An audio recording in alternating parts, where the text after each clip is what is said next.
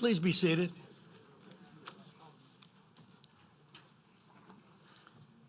Welcome to the Tuesday, October 2nd Zoning Commission meeting.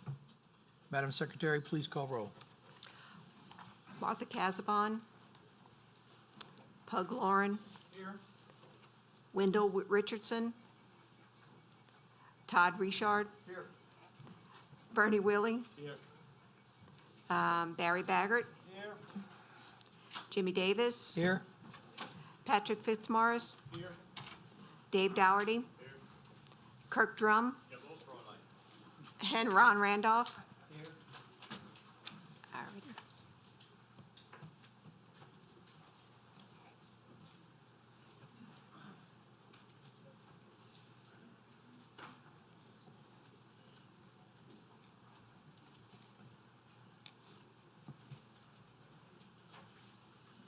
We have a quorum, right? Yes. Okay, if you heard a new name up here, Mr. Barry Baggert is now a commissioner up for the Planning and Zoning Commission. We'd like to go ahead and introduce him and say thank you very much.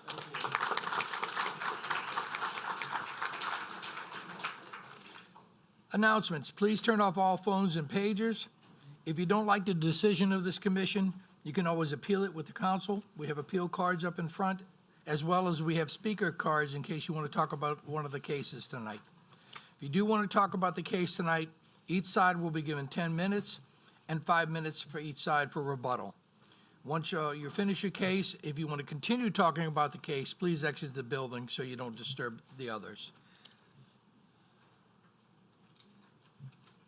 Well, please stand for the invocation by Commissioner Randolph and the Pledge of Allegiance by Commissioner Dougherty. Gracious Father, once again we come to you as humble as we know how to say thank you for all the blessings you bestowed in our lives. Lord, we thank you for your grace and mercy that you granted unto us throughout this day.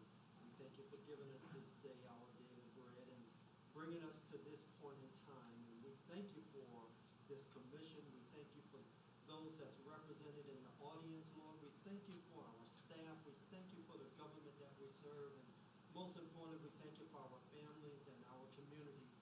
And we ask that we allow our hearts to be blessed to make the right decision for all. In all these blessings we ask in your holy name.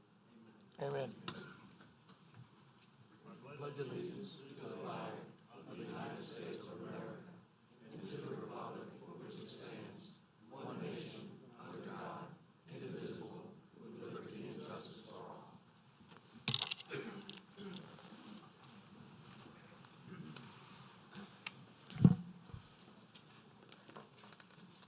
With the resignation of our previous chairperson last month, we'll have to elect now a new chairperson. With that, I'll go ahead and take some comments from the commission. Commissioner Dougherty. Yes, sir. For the chairman, the next, for the rest of the year, as we will normally elect new chair and vice chair, I would nominate Jimmy Davis to handle the chair. Commissioner Randolph. Second.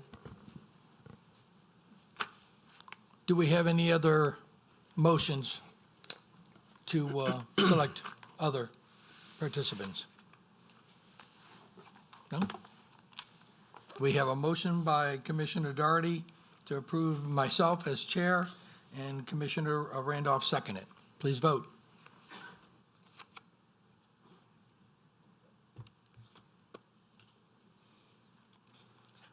Motion carried. Thank you.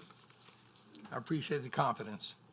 With that being said, since I'm actually co-chair, I'll have to resign that position now, and we'll have to pick a new co-chair. So can I take recommendations for a new co-chair for the rest of the remaining year? Vice chair? Yeah. Vice chair, co-chair, yeah.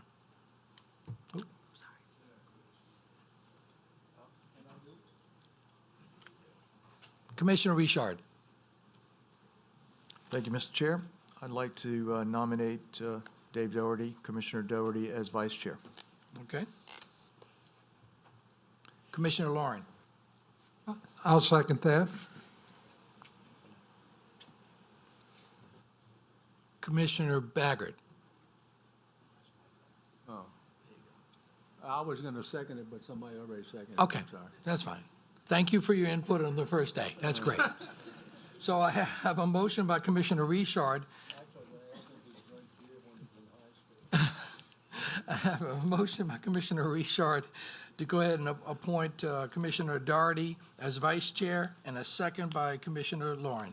Please vote.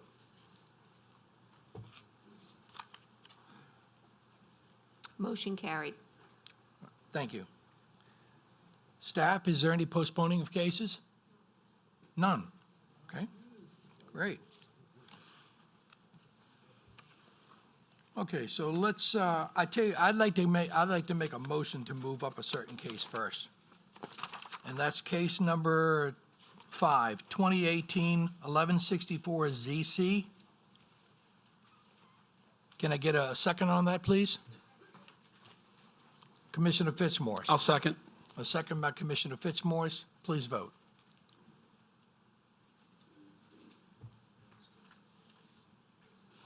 Motion carried. Staff?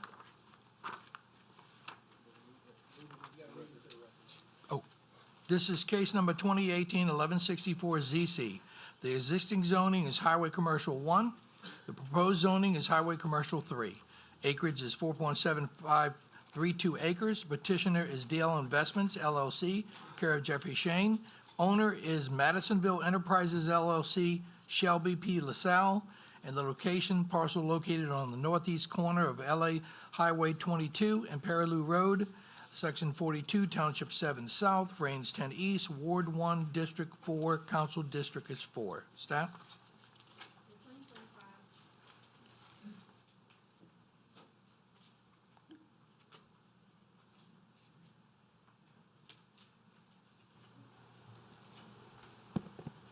The 2025 future land use plan calls for the area to be developed with residential uses compatible with the surrounding area.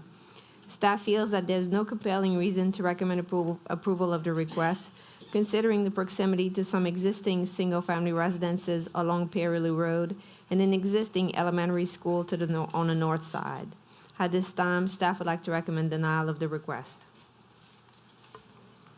Mr. Shane? Good evening, and congratulations, Chairman Davis and Vice Chair Doherty.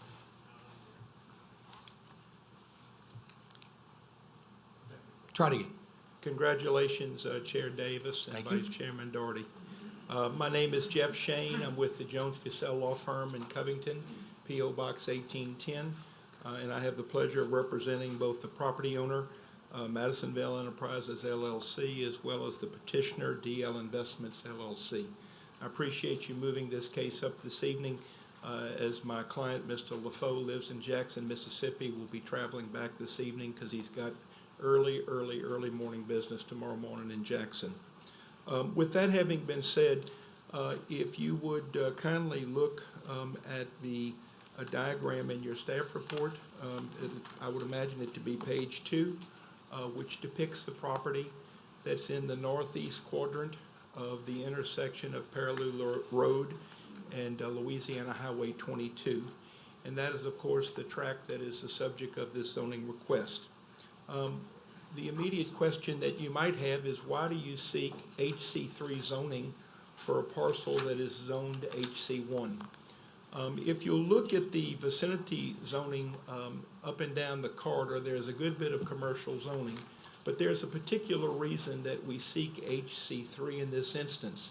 And it is not because that we need the expanded uses found in the HC3 district, but it is because that one of the primary uses that my client intends to make of the property is the construction and operation of a state-of-the-art convenience store with gasoline sales.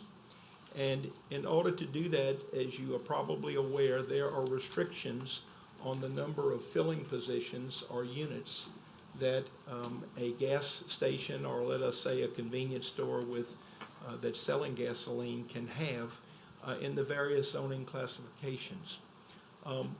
We view this project as one of need for the people in the corridor.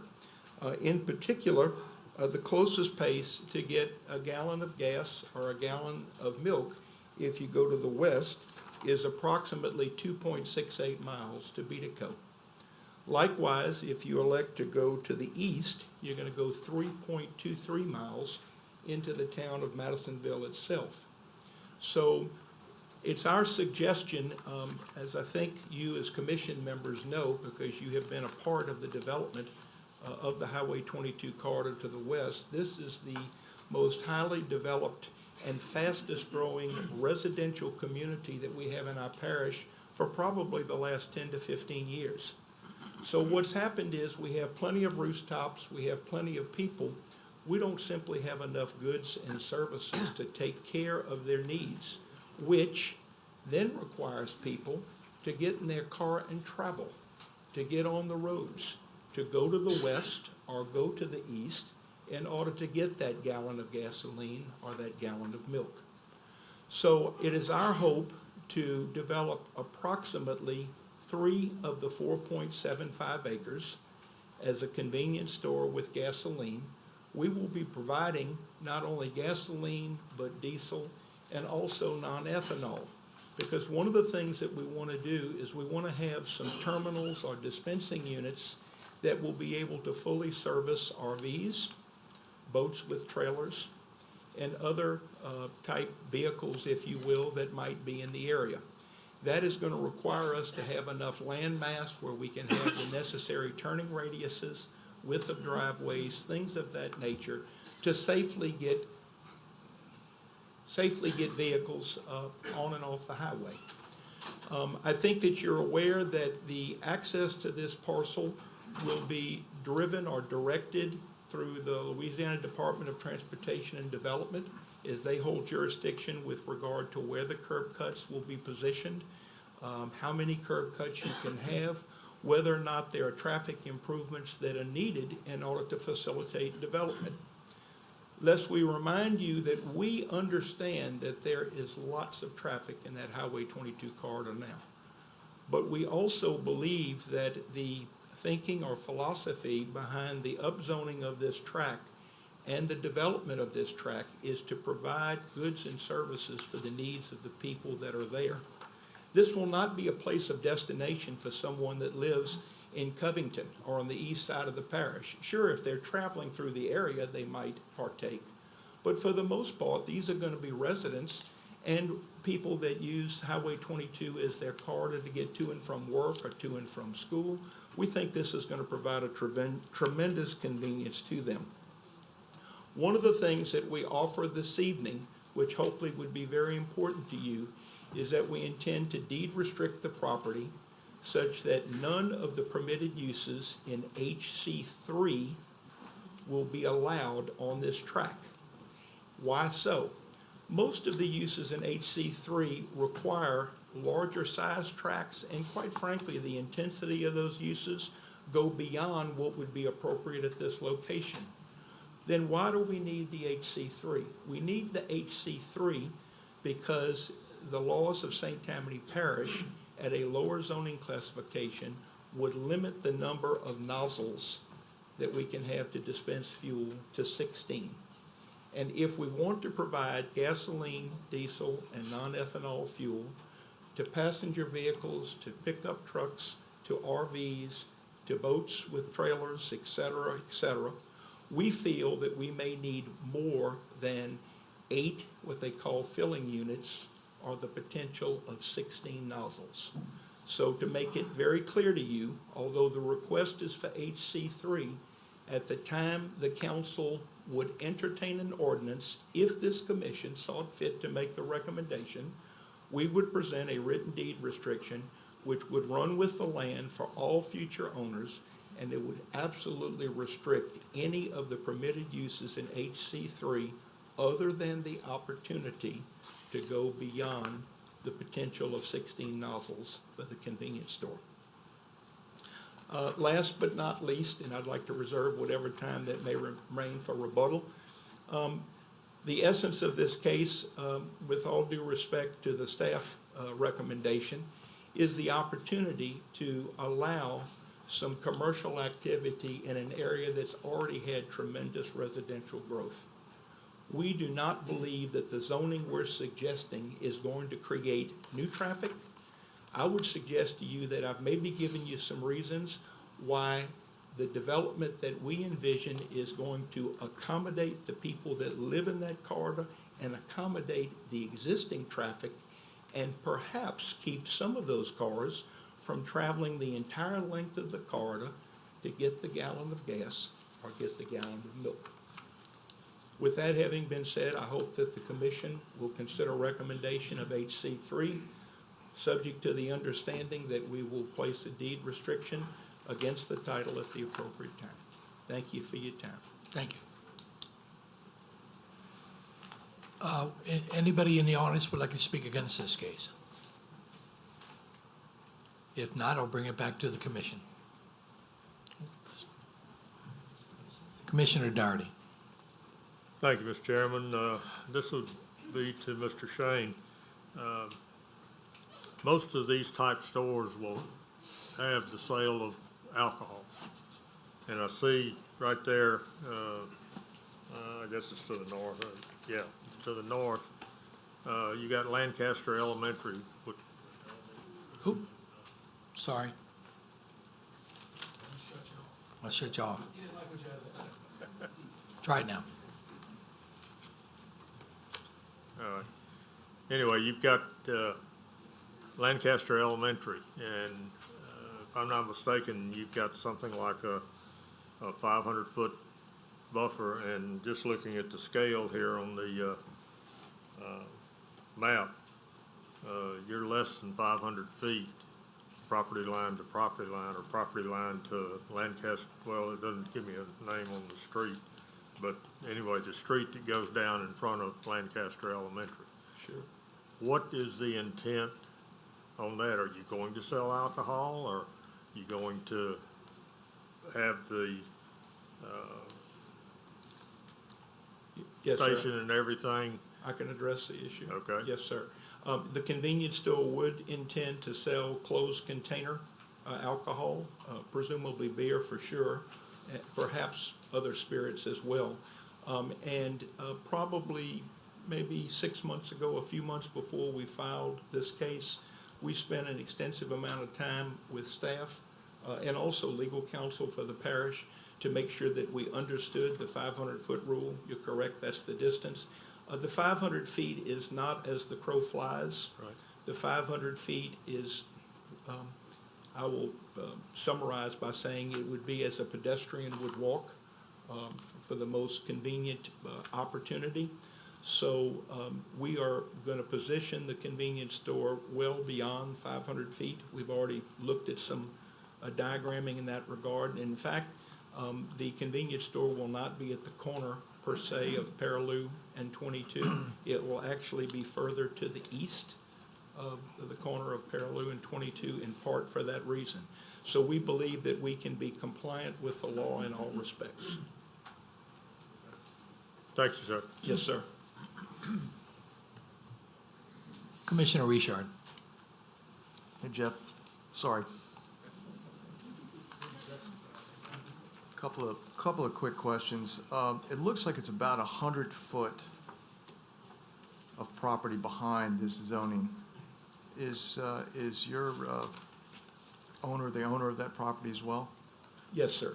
Madisonville Enterprises LLC owns that 100-foot strip, and we thought it would be more appropriate to retain 100 feet of the currently zoned property to separate some of this more intense commercial activity so that none of the subject property that we seek to zone abuts the school site, and we have the separation for that very reason. Perfect. That was exactly what I was looking to hear. And last deed restriction you spoke of, who would that be in favor of?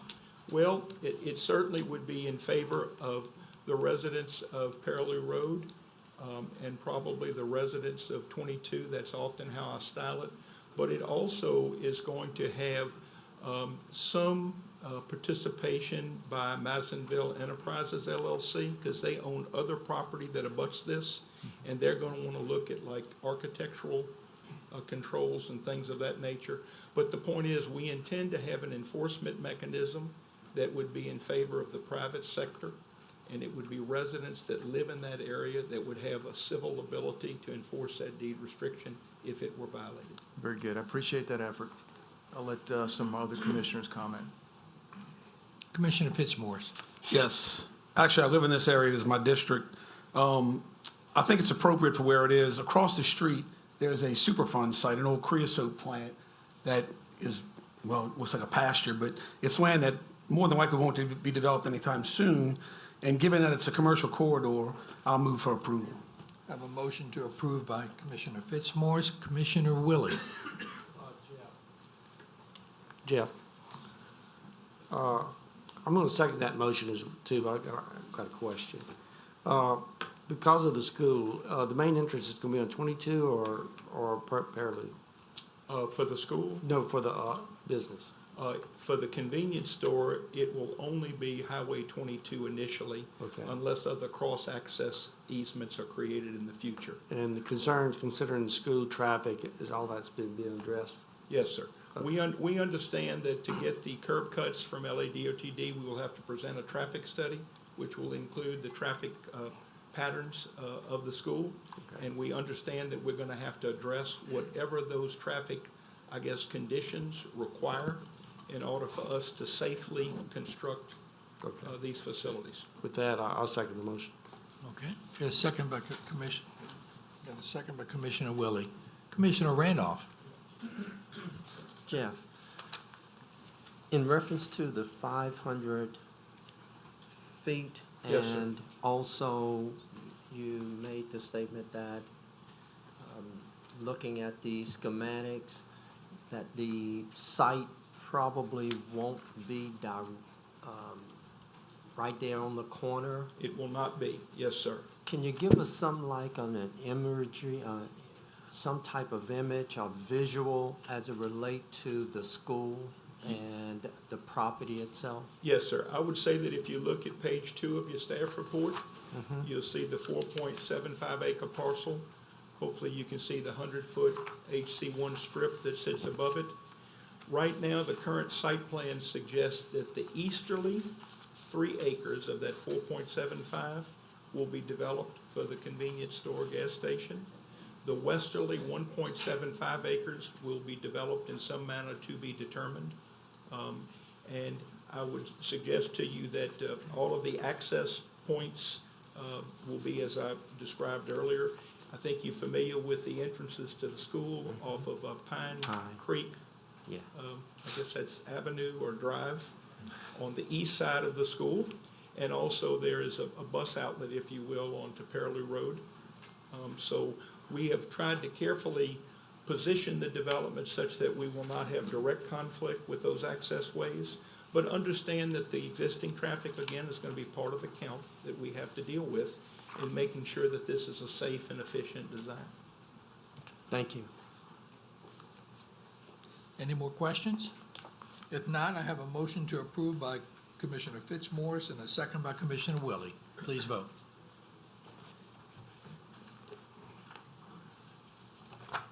Motion carried. Thank you. Thank you. All right, let's start out at number 1. 2018-1091 ZC is the text change, an ordinance to amend Chapter 130 of the St. Tammany Parish Unified Development Code to add brewery and distillery with tours, specifically Section 130-5 definitions to Sections 130-1075 I-2 Industrial District Administrative Permits, 130-1108 I-3 Heavy Industrial District Administrative Permits, 130-1130 I-4 Heavy Industrial Administrative Permits, and 130-2213 Minimum Standards. Staff? That's it? Oh, I think legal wants to handle this one. Okay. Am I on? All right. If y'all remember 2 months ago, we had this in front of us, and this reflects the changes that you all requested at that meeting. I'll just go through them quickly. I worked with Helen on this, and we added a definition for brewery and distillery in addition to the brewery and distillery with tours. We added some information about parking. We changed the time period until 9 p.m. The number of visitors is going to be governed by the fire marshal, and we corrected the typo about non-spirit related items. And Helen, unless I missed something, I think that's what we added. That's it? That's it. Okay, is there anybody in the audience who would like to vote against this ordinance or have a concern? Or I should say, vote for it first. Anybody for this ordinance in the audience? No?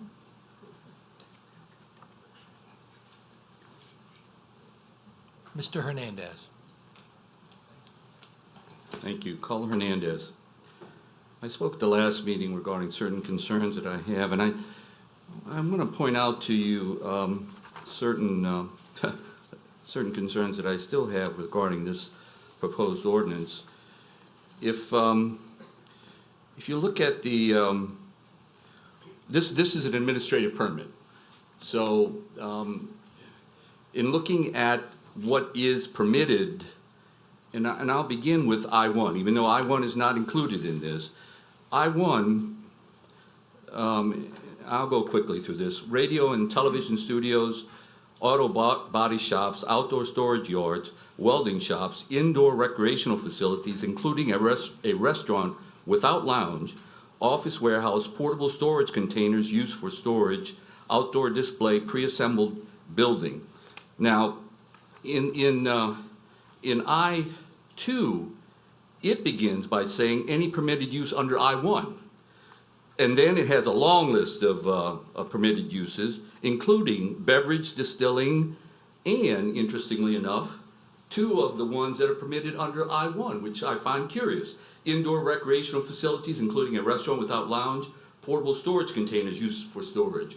Now, I don't understand why that's in there, because if you look at I-1 calls for 40,000 square feet maximum. I-2 calls for 200,000 square foot maximum. And so I would assume that if you had it in I-1 and then now you include it in I-2, that the 200,000 square foot would pertain to the I-1.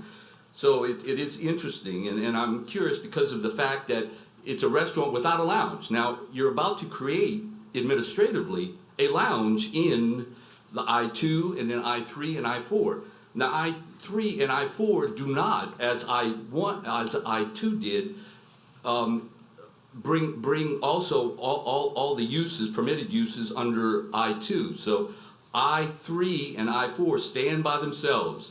And I would suggest that these uses are not uses that you want to have a bar, which is essentially what you're creating here, administratively, interestingly enough, and also I-4.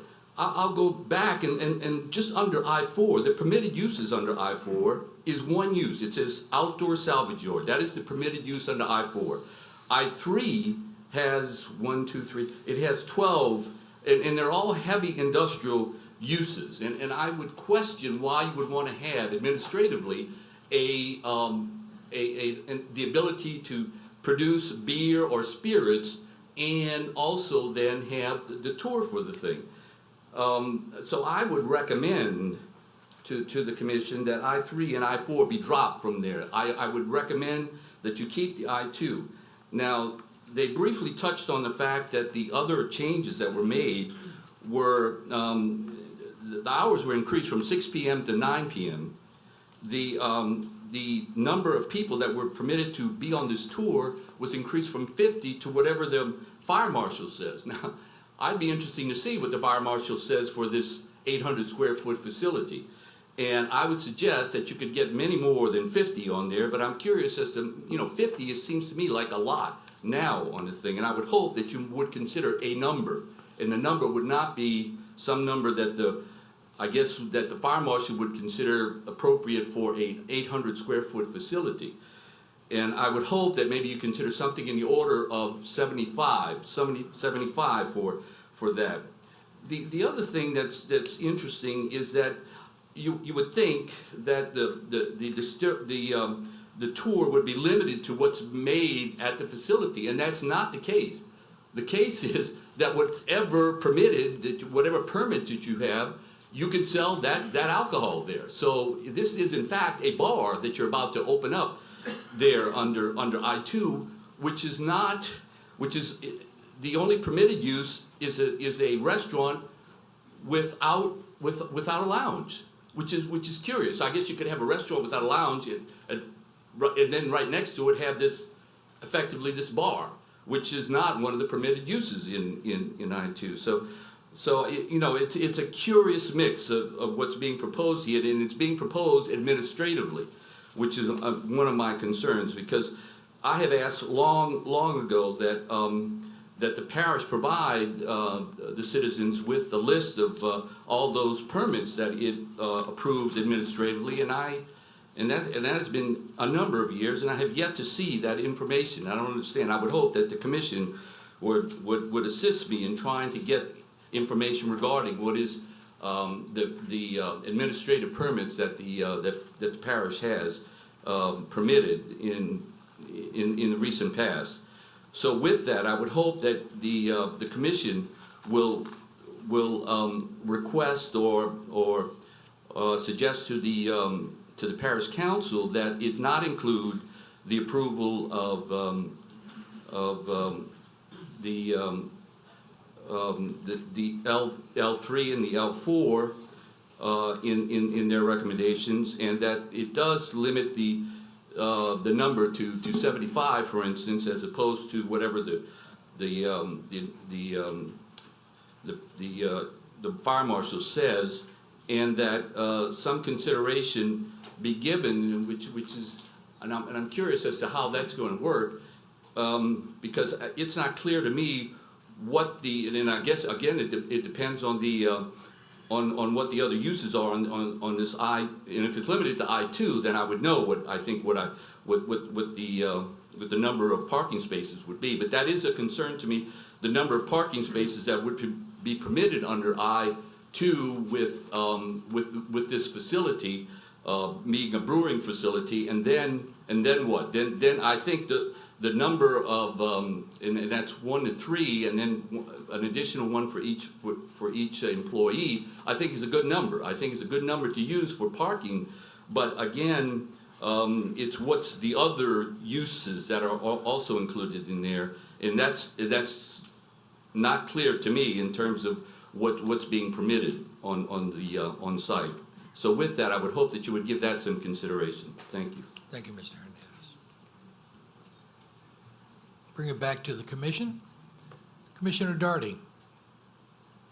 I want to ask Helen to address some of Mr. Hernandez's comments. I personally understand that, if you've got an I-4 designation, that it's going to pick up I-3, I-2, and I-1 on the uses. But I would like to hear from staff on that, as to addressing some of his other concerns as far as the fire marshal. Fire marshal's going to tell anybody that builds anything, basically, where the public's going to come in, how many people can come in, just like this chamber's right here. We have so many people that can come in here, and then if it's in excess of that, then some will have to go outside. So Helen, I'm going to ask you and let you comment on that. Well, first, it's a fact that the uses are not cumulative under I-3 and I-4. However, we added it as an administrative permit. If the commission feels that it's inappropriate, you're welcome to make a motion to remove the administrative use under I-3 and I-4. In regards to the state fire marshal, well, the state fire marshal will limit the number of people. We may, put a number, 50, 75, 100 people. However, they're going to make their review and, indicate how many people can occupy the room. So our number is basically going to be dismissed if it's above their rule. Okay, thank you. It's interesting that maybe at some point in time here in this parish, there will be a need for an I-3 or I-4 because of the square footage that will be required if there's a large distillery that happens to come in. So, you know, I wouldn't have a problem with it. As far as the parking, that's going to be based on how many employees, vehicles, visitors are thought to be going in that area, and then the parish will set the number of parking spaces that will have to be there. I think y'all have come up with some changes that we had asked for, and with that in mind, I'll move to approve. I have a motion to approve by Commissioner Doherty. Right, with 3 and 4. Commissioner Richard. I second the motion. I have a second by Commissioner Richard. Any other comments? If not, please vote.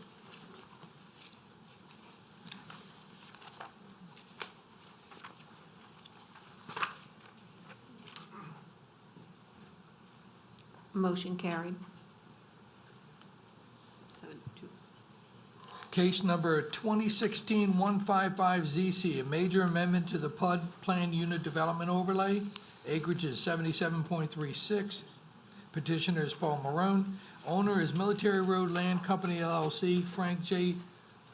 Lopaccio. Hope I said that right.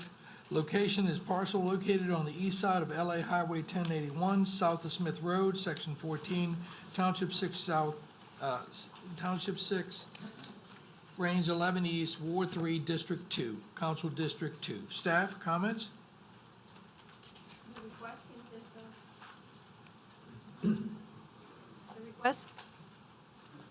The request consists of the reduction of the total acreage of green space from 37.15 acres to 36.7 acres.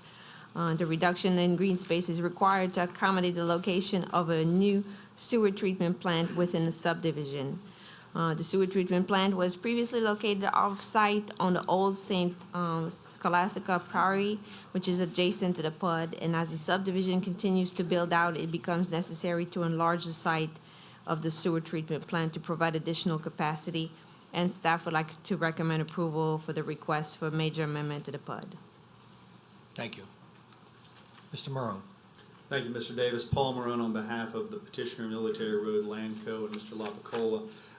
As Ms. Lambert noted, there is a need to expand the central utilities for this particular development, in particular the central sewer system. As the development builds out, there's a need for additional capacity, which gives rise to a need for additional room. My client has been working with Utilities Inc. of Louisiana, who is the provider on site, to give them a 0.45 acre parcel so that they'll have ample room to construct that additional capacity that's needed not only for this development, but also for the St. Scholastica Priory property, which is next door, and ultimately St. Benedict's Church, which is next door to that. As you will see from the drawings that you have in your packet, the 0.45 acre parcel is located within the green space in Phase 3D of Alexander Ridge. It is surrounded by property, all of which is owned by my client. The site will be landscaped and fenced, and it will give enough ground so that the capacity can be created for all of the areas that I just mentioned.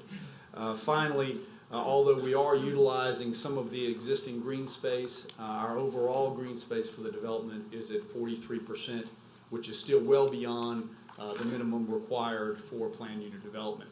So we would respectfully request your approval this evening of the amendment to the PUD so that we can create this parcel and expand the utilities accordingly. I'll be happy to answer any questions that any of the commissioners might have. Thank you. Is there anybody in the audience against this case? If not, I'll bring it back to the commission. Commissioner Willie. Yes, the request is appropriate. I move for approval. Motion to approve by Commissioner Willie. Commissioner Randolph. Second. I have a second by Commissioner Randolph. Any other discussion? If not, please vote. Motion carried. Thank you. Okay, case 2017-845ZC, text change. An ordinance amending the text of Chapter 130 St. Tammany Parish Unified Development Code to add definitions for receptions venue small, receptions venue medium, reception venue large, and to amend the definition of restaurant and restaurant without lounge in Section 130-5 definitions. Add the new uses of reception venue small to Section 130-792, reception versus venue medium to Section 130-897, reception venue large to Section 130-918, amend Section 130-2163, minimum parking requirements, and add to Section 130-2213, minimum standards for reception venues. Staff? Or legal? Anything to comment?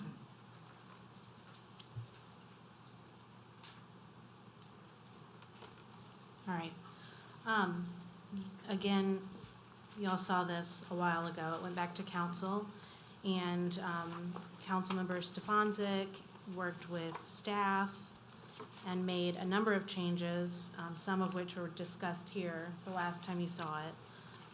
The major changes you'll see is we have reception venue small, definition is no more than 150 people, a definition for reception venue medium, which is 150 to 500, a definition for reception venue large, which is more than 500. And you'll notice that we amended the definitions of and minimum standards, not just in the reception venue section, which is a new section, but also to address other uses that might have, someone might say, oh, I'm not a reception venue, I'm a restaurant, or I'm a restaurant with lounge, so that the same standards apply to all similar uses. The major regulations you'll see are regulations for musical accompaniment, the times that areas can be used for outdoor activities, regulations about strobe lights and any kind of lighting that could be a nuisance to surrounding areas. We address alcohol in the uses that would allow alcohol, and paid details. We require that anyone using their business as a venue would have a paid detail depending on the number of people allowed, small, medium, and large, and that they would coordinate with the sheriff's department for that. And we did work with the sheriff's department while we were writing this. We talk about hours of operation and fines. And so I think that you'll see that this looks dramatically different than the last time you saw it. And Councilman Stefanczyk hopes that it addresses some of the concerns that the commission had last time around. Thank you. Does anybody in the audience like to speak in favor of this text change ordinance? Yes, sir.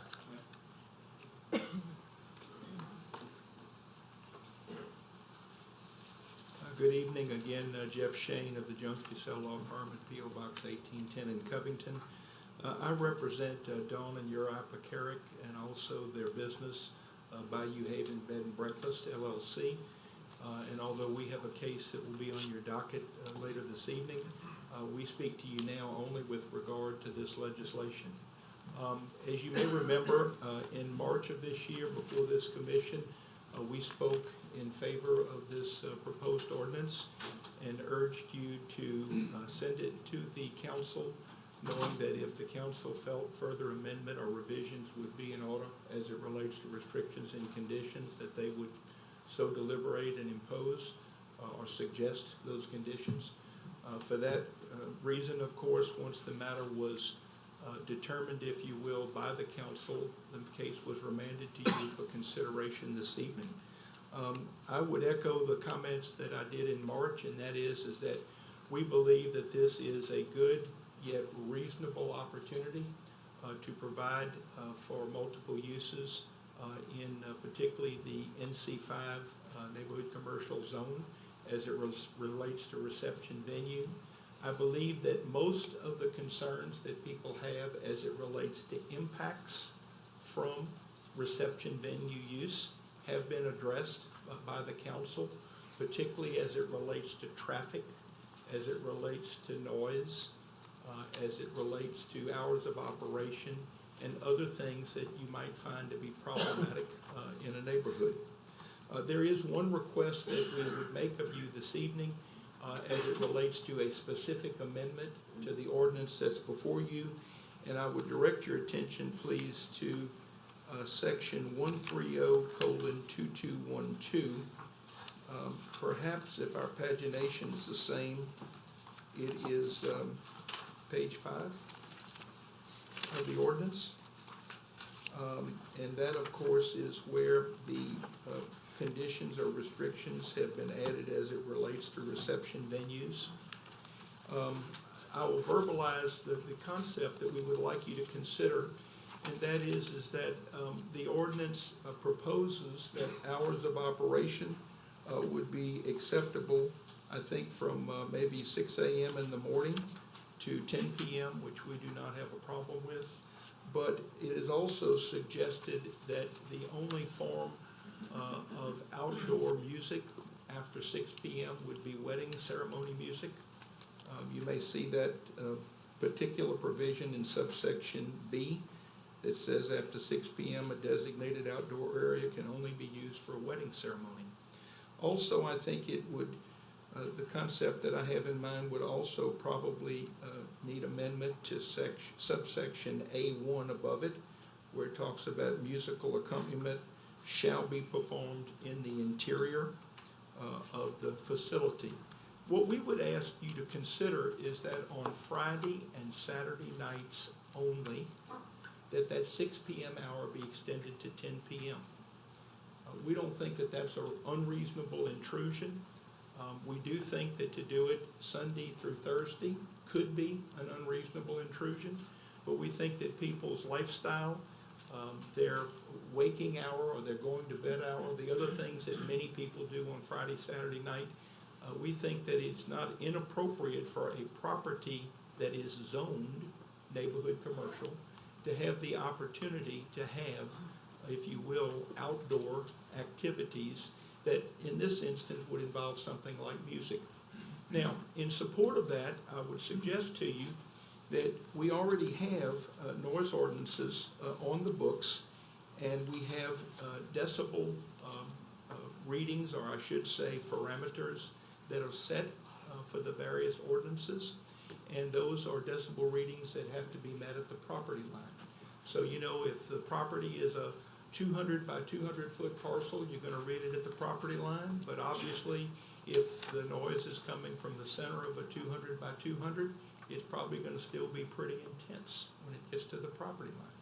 Likewise, though, if you had a parcel that were 5 or 6 acres, it may be that the noise level certainly is going to deteriorate or filter, if you will, and would be at a lesser decibel count at the property line. In either event, my point is that it seems to us that it is not an unreasonable consideration for you to think about amending, again, Friday and Saturday night only, and changing that hour, if you will, for outside activities to go beyond just the wedding ceremony, but so that you could also have other activities if it were of any sort or type. So with that having been said, we commend your work earlier this year, the work of the council with these amendments. I think they're well thought out. They're in good order. We wholeheartedly support, subject to the one request that I've made. Thank you for your time. Thank you. Is there anyone in the audience who want to speak against this text change in the ordinance? Please come up and state your name and address, please. Good evening, I'm Lee Domingue. I currently serve as president of Bayou Liberty Association. And we'd like to say that we are in opposition to this reception venue ordinance for multiple reasons. And we would like your consideration in that order. But the fact of the matter is, it baffles me that this is even being proposed, because in fact, we have multiple dozens of these venue or reception venues throughout both sides of the parish, east and west, and everywhere in between. They exist on bayous, they exist on rivers, they exist on man-made lakes and natural lakes.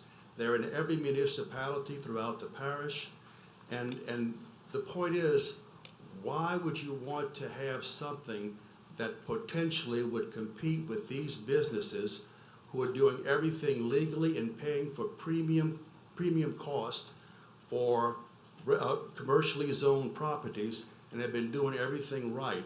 What this does is allow people with houses to come into residential neighborhoods and request spot zoning to achieve a business, a commercial venue that will disrupt the neighborhood. Now, understand, and Mr. Shane addressed the issue of sound, but the fact of the matter is, it goes way beyond just sound, because in effect, music, whether you want to call it music or not, is irrelevant, but the fact of the matter is, there are masters of ceremonies talking. You know, there are disc jockeys speaking. There are also is karaoke, which is an issue. And much of this is being generated by outdoor amplified speaker systems. That is entirely disruptive to neighborhoods. It's disruptive to residences. And the fact is, why would anyone consider increasing that possibility? Whether it's ends at 6 p.m. or 10 p.m. is irrelevant. It shouldn't be there at all. No resident should have to tolerate this type of noise pollution in their neighborhoods. And there are different types of neighborhoods. I fully understand that in St. Tammany Parish. Obviously, a country club is a different type of neighborhood.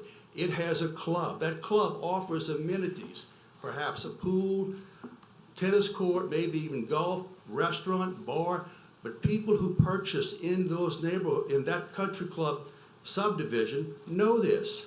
If you don't like to be bothered by the country club itself, then you better buy on the other side of the golf course, far away from it, or don't buy in the country club at all. It's an entirely different animal. Most neighborhoods don't have a country club and are not considered country clubs. Why in the world would you want a commercial venue next door to your homes, wherever you may live? Now, understand, it isn't just noise. There's also light. Bright lights are there year-round. Now, we all understand, everybody accepts Christmas lights and light patterns, which, although may be a little bit distracting and perhaps even considered gaudy by some, these string lights are there for the Christmas holidays, fine, no problem. But think about it for year-round, and think about your own neighborhoods and your own homes. Would you really be happy to have that next door to your homes? Parking issues. And Mr. Shane brought up his client on Bayou Liberty Road. Understand, most of you know this, Bayou Liberty Road arguably is one of the most dangerous roads in the state of Louisiana. It is at best a two-lane, narrow, non-shouldered, ditch-line path. Now, we might call it anything you want. We can call it a highway, we can call it a superhighway, we can call it an interstate. But the fact is, it's a path, and it's dangerous. And there are multiple accidents and, unfortunately, fatalities on that road now. Now, think about this. If you place a venue, a reception venue on Bayou Liberty Road with people leaving. Mr. Domingue. Yes. We're simply talking about the text change here. Try not to bring up another case inside of this. Okay, I understand. But besides parking and getting into and out of any type of venue such as this onto a residential road, it's going to be a problem. It's going to invite traffic accidents and alcohol use. Once again, when people have wedding receptions, who gets married? Young people. Who else would get married but young people? The fact of the matter is, look, these people, unfortunately, imbibe in alcohol to excess. Their judgment's a little bit weak. And if you don't believe that, just think about Brett Kavanaugh, what he's thinking about right now. But the point is this. Unfortunately,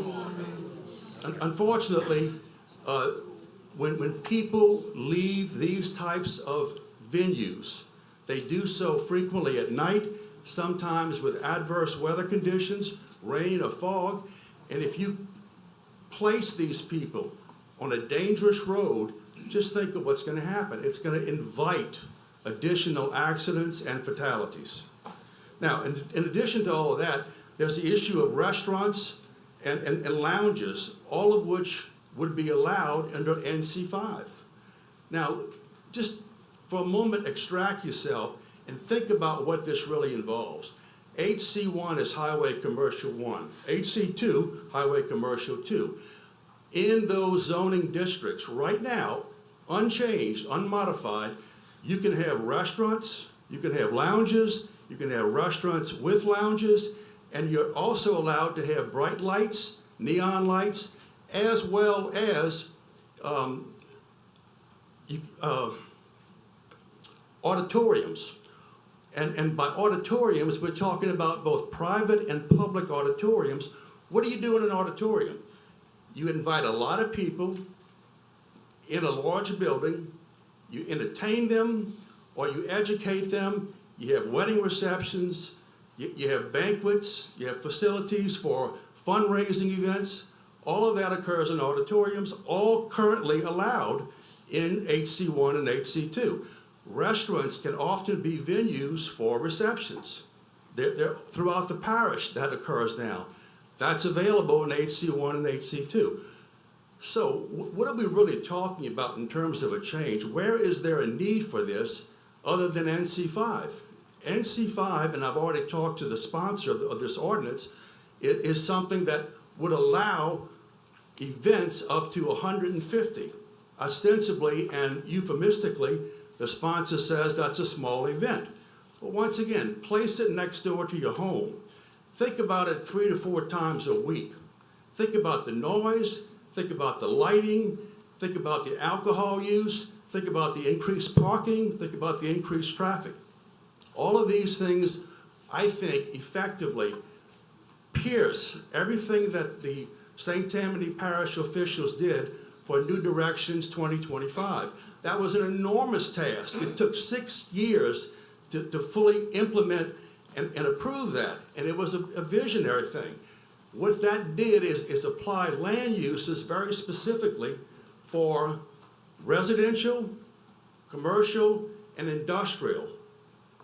And it mapped out the entire parish. Why in the world would you allow spot zoning in residential areas that would destroy everything that we did with 2025 planning?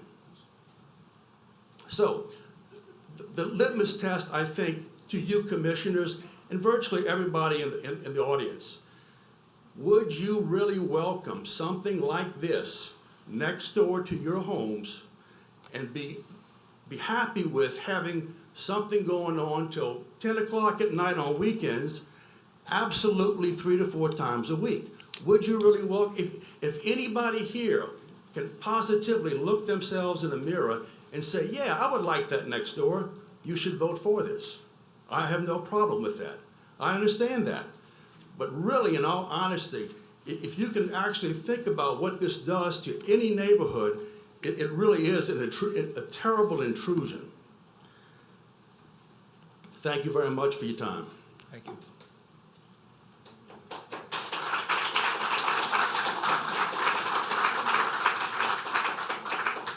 Okay, anybody else wants to speak against this ordinance? You have about 1 minute left.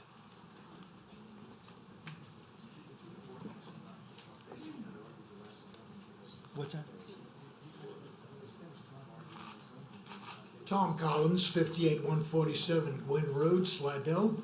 I live within sight of Bayou Haven from my Sir, home. this is not about Bayou Haven. Okay.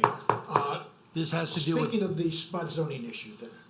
No, this is not about the spot zoning issue either. Well, This is about the ordinance. The three-tiered ordinance. This is about the venue ordinance. Okay, let's call it the venue ordinance. That's what it's called.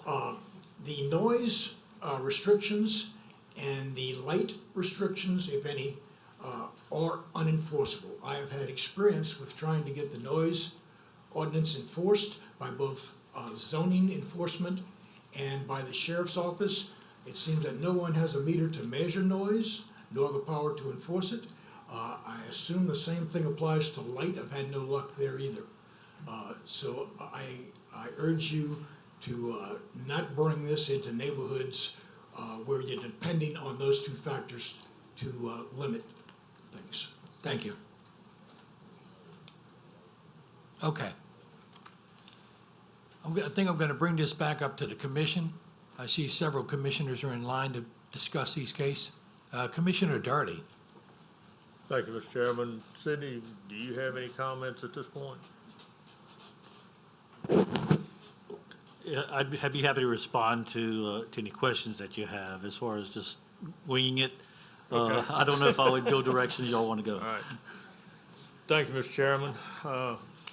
When I got this proposed ordinance, I had a number of questions and a number of concerns. I called Mr. Davis, since he was the acting chairman, and a couple of the other commissioners, and I'm going to propose some changes to the ordinance, and then part of this, and when I finish, I'm going to request that this be postponed for 60 days. The first change that I'm going to propose is that we take out the NC5 from this. There are a number of areas where NC5 is neighborhood commercial and it backs up to residential areas. And I don't think that's appropriate. As far as the number of deputies that are required, we're going to have some discussion with the sheriff's office and get some input from them as to how many deputies need to be on hand for the various levels of the venue areas. On page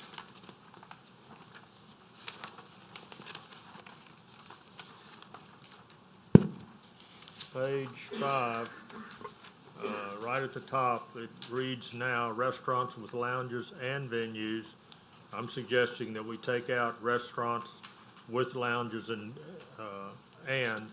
just start that sentence with venues should coordinate with St. Tammany Parish Sheriff's Office on the number of paid details. So that's the basic changes that I'm going to propose, and I'm going to make a motion on that, and then I'm also going to request that this be postponed to our December meeting. I have a motion to amend. For that, a motion to amend for the reception venue small, to get rid of the NC5, would you want to make a recommendation about what zoning it should be for a small?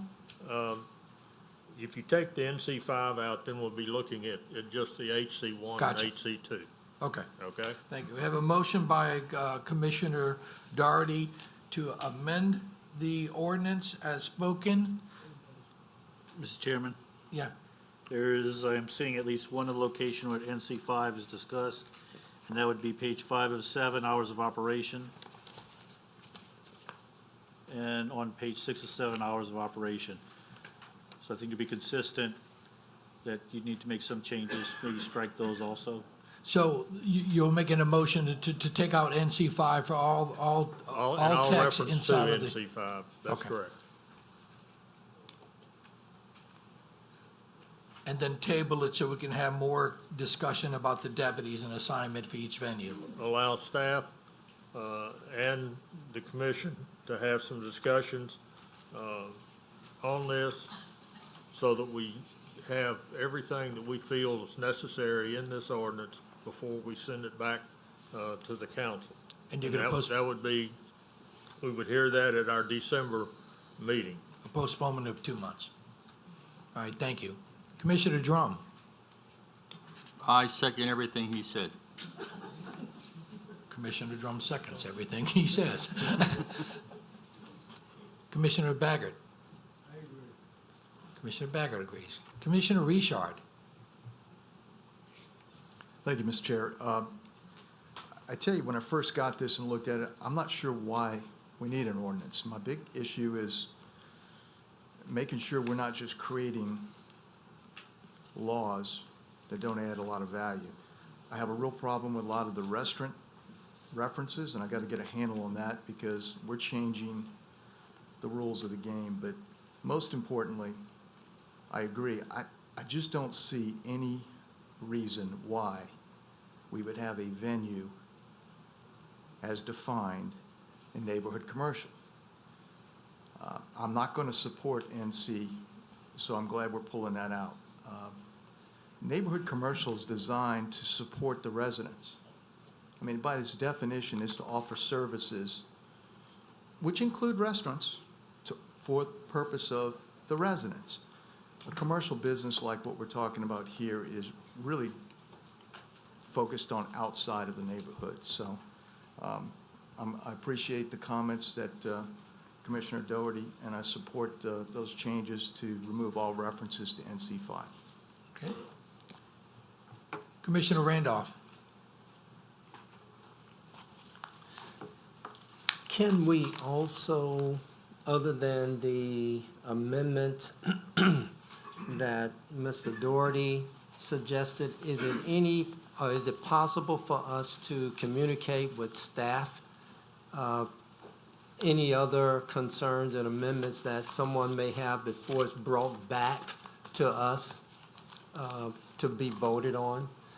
In other words, there may be some other concerns, because I do have about 3 or 4 concerns that I would like to address with you guys instead of having some type of editing concerns spoken about publicly. What I'd be happy to do is meet with you individually. Okay. And discuss what, if you have concerns till after we discuss it, what potential amendments you could make at your next meeting. Okay. As Thank opposed you. to distributing it out separately to everybody. Commissioner Lauren. Thank you. I support everything that everybody else has said. I personally don't feel that NC5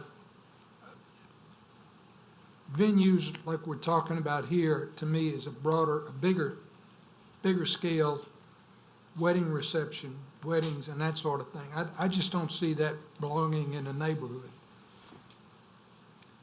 And the second thing is, I've been coming to these meetings for something like 20 years.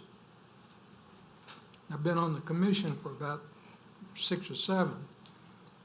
I don't think I've gotten as many pieces of correspondence on any single issue as I've got on this one. And I haven't got one single piece of correspondence that said, we think this is a great idea. One of the things, besides the glory and the fun and whatnot that goes with these positions we have up here, is you're a walking target everywhere you go. I went into a restaurant the other day and I was nailed when I walked in the door by a gentleman who owns a venue today that he built, and he built it on highway commercial property. And to him, it's putting him at a competitive disadvantage to say, I have to build mine and I have to build it at this standard, but you're going to lower it for my competitors to come in here and buy less expensive land with less restrictions on them. So I'm in total agreement with what's been said. Any more discussion? I have a motion to amend the ordinance to remove the NC5 reference. Oh, sorry. Yeah, Mr. Shane. Mr. Chair, I realize you've closed discussion from the floor. Right. But I would ask the chair to consider that you closed discussion based on the ordinance that was before you. Now that it has been substantially amended, I would like you to consider the opportunity to let people discuss the amendment, because that was not something that any of us could have envisioned. No, I'll accept that. I'll accept that if you'd like to go And I ahead. certainly would expect there to be an appropriate amount of time for others to speak as well. I don't say it in deference to others. No, I'll accept that. Thank you for that opportunity. I would, couple of comments. Obviously, I don't agree with the amendment, but I certainly respect the views many of you have spoken as it relates to it this evening. You know, I think a couple of thoughts is that it is important for you to know how people feel about legislation, but understand that this is legislation that was proposed by Mr. Stefancic and the council. It was not proposed by any one individual or group of individuals. So I'm not sure that it is typical to see a large army of people sending emails and other forms of communication to you as it relates to legislation. But I respect everyone's right to express themselves as it relates to legislation. I have no doubt that you have received what you have said that you have received. I think the most substantive point I'd like to make about the amendment, which I don't think maybe I had thought about till this evening, is I want you to take a look at NC5 with me. And I realize that you make a motion to amend to take NC5 out of the ordinance. But in particular, NC5 allows restaurants with lounge. So I will ask staff to correct me if they disagree, but properties that are currently zoned or zoned in the future, NC5, that have restaurants with lounge are going to have the opportunities to host reception venue events. And if staff disagrees, because I've had this discussion with staff before, it is very typical, by way of example, for a restaurant to host a political event, for a restaurant to close its doors to have a reception for my daughter's wedding, for a restaurant to have a retirement party, a birthday party. So I'm not sure that there isn't a lot of wisdom in what Mr. Stefancic and the council had in mind as it relates to trying to regulate activities that can legally happen in this zone to make sure that the impacts are measured and not disruptive to the residential community that is around neighborhood commercial. So the idea of amending the ordinance and just deleting NC5, it doesn't give NC5 some implicit advantage by the ordinance that's currently before you this evening. I would suggest to you that opportunity is already there. I'd further suggest to you that if you amend it, guess what? You haven't placed any restrictions as it relates to reception venue on NC5 other than the other good laws that we have in our parish with regard to light, with regard to sound, with regard to litter, with regard to traffic control. I mean, there are other laws that would address it. So I'm not so sure that the solution is a good one. And I would ask you to reconsider the amendment. Thank you. Commissioner Drum.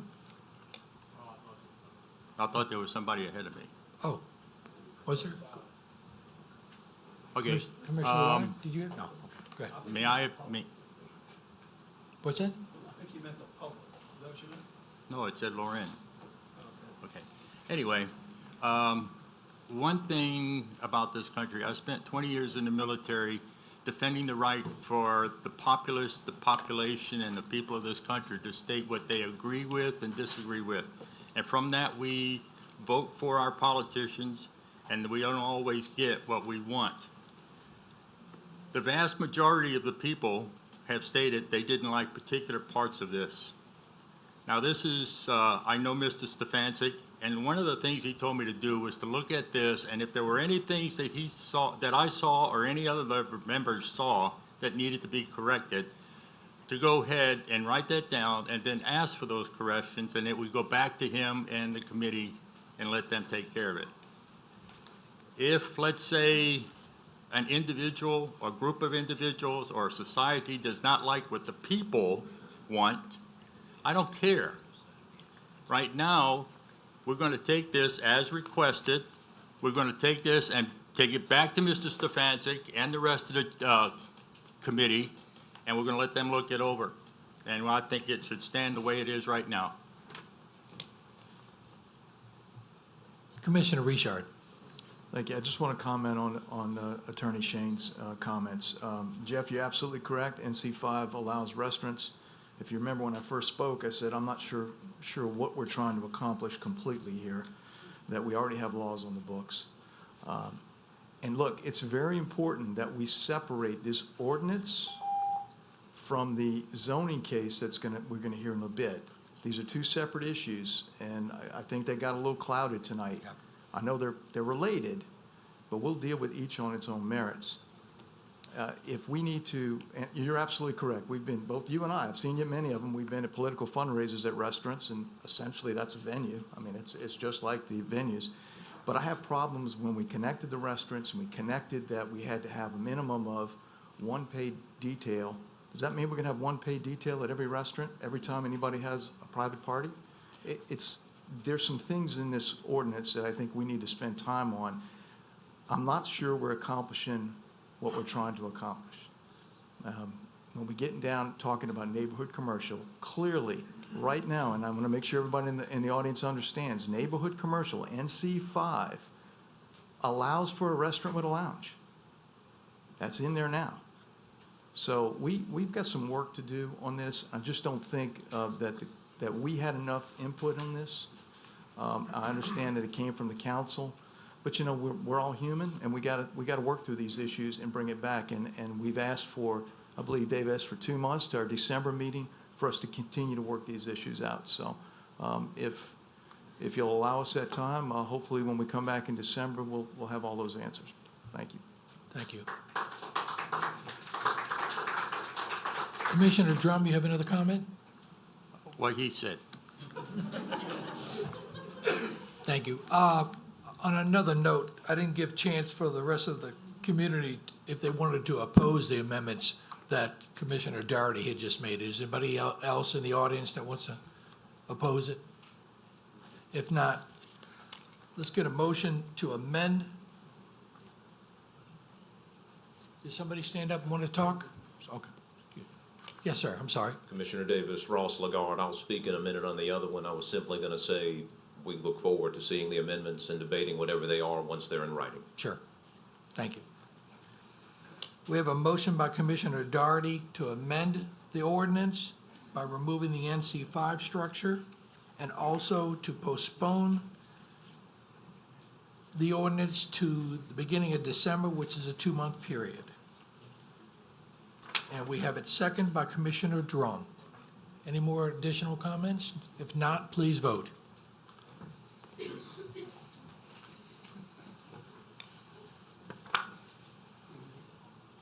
Carried. Motion carries. Thank you. Okay. Case 2018-974ZC, existing zonings A2 Suburban District and Rural Overlay. Proposed zoning is NC5 Retail and Service District. Acreage is 5.82 acres. Petitioner is Don Park Pekarik and Jiraj Pekarik. Owners are the same. Representative is Jeff Schoen. Location is parcel located on the north side. Yeah. Mr. Chair, I don't believe you actually took a final, you amended it, but then you, there's a question whether you voted to actually, you actually took a vote on the amendment. Yeah. Okay, but what do you then do with the what do you then do with the proposition? It was amended and forwarded and table was the motion. There was a motion to amend. Oh, okay. All right.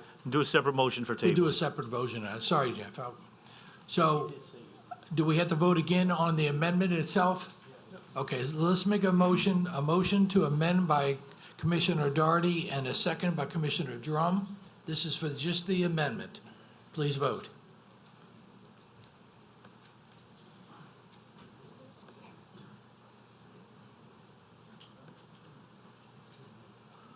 Motion carried. Now we need a motion to postpone the ordinance for 2 months. The motion was made by Commissioner Doherty and a second by Commissioner Drum.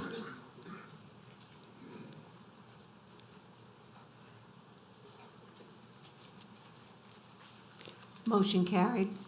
Thank you. Back to the case at hand is the 2018-974 ZC. Again, I didn't get a chance to read the location. Parcel located on the north side of LA Highway 433, west of Galatas Lane, east of Fascine Road, being 3425 LA Highway 433, Slidell, Section 38, Township 9 South, Range 14 East, Ward 9, District 11, Council District 11. Staff? The 2025 future land use plan calls for the area to be developed with residential uses. Although there are some existing commercial uses along Highway 433 Bayou Liberty Road, such as the Bayou Liberty Marina, an industrial warehouse, and a gas station convenience store, staff feel that there is no compelling reason to recommend approval of the request zoning change, considering that the site is surrounded by residential uses. Moreover, the NC5 zoning district allows for a variety of retail and service uses that would create a significant increase in the intensity of the commercial activities within the existing residential setting of this area. Note that this site is currently developed with a single-family residence and a bed and breakfast approved as an administrative permit under the rural overlay. At this time, staff would like to recommend denial of the requested zoning change to NC5. Okay. Mr. Shane? Thank you, Mr. Davis. Jeff Shane of the Jones Fussell Law Firm, P.O. Box 1810 in Covington. I represent the property owner and petitioner, which is Dawn and Yuri Pekarik. I assume you might have a few cards of people that want to speak this evening. I just want to know up front, are we still going to do 10, 10, 5, and 5? Yes. Okay. We're going to have multiple speakers on behalf of the petitioner. There will be 4 of us, so we're going to watch our time accordingly. If we could start the clock at 10 minutes. And again, if the opposition has questions such as these, I would expect their clock to start again at 10 minutes as well. Okay.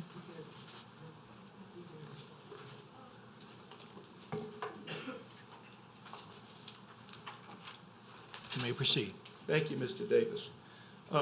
This evening, of course, we come before you to discuss, I guess, the elephant in the room, and that is the proposed rezoning of my client's property on Bayou Liberty Road, State Highway 433, which is currently zoned A2 with rural overlay, which in our view is a commercial zoning in that it allows the operation of a bed and breakfast at this location.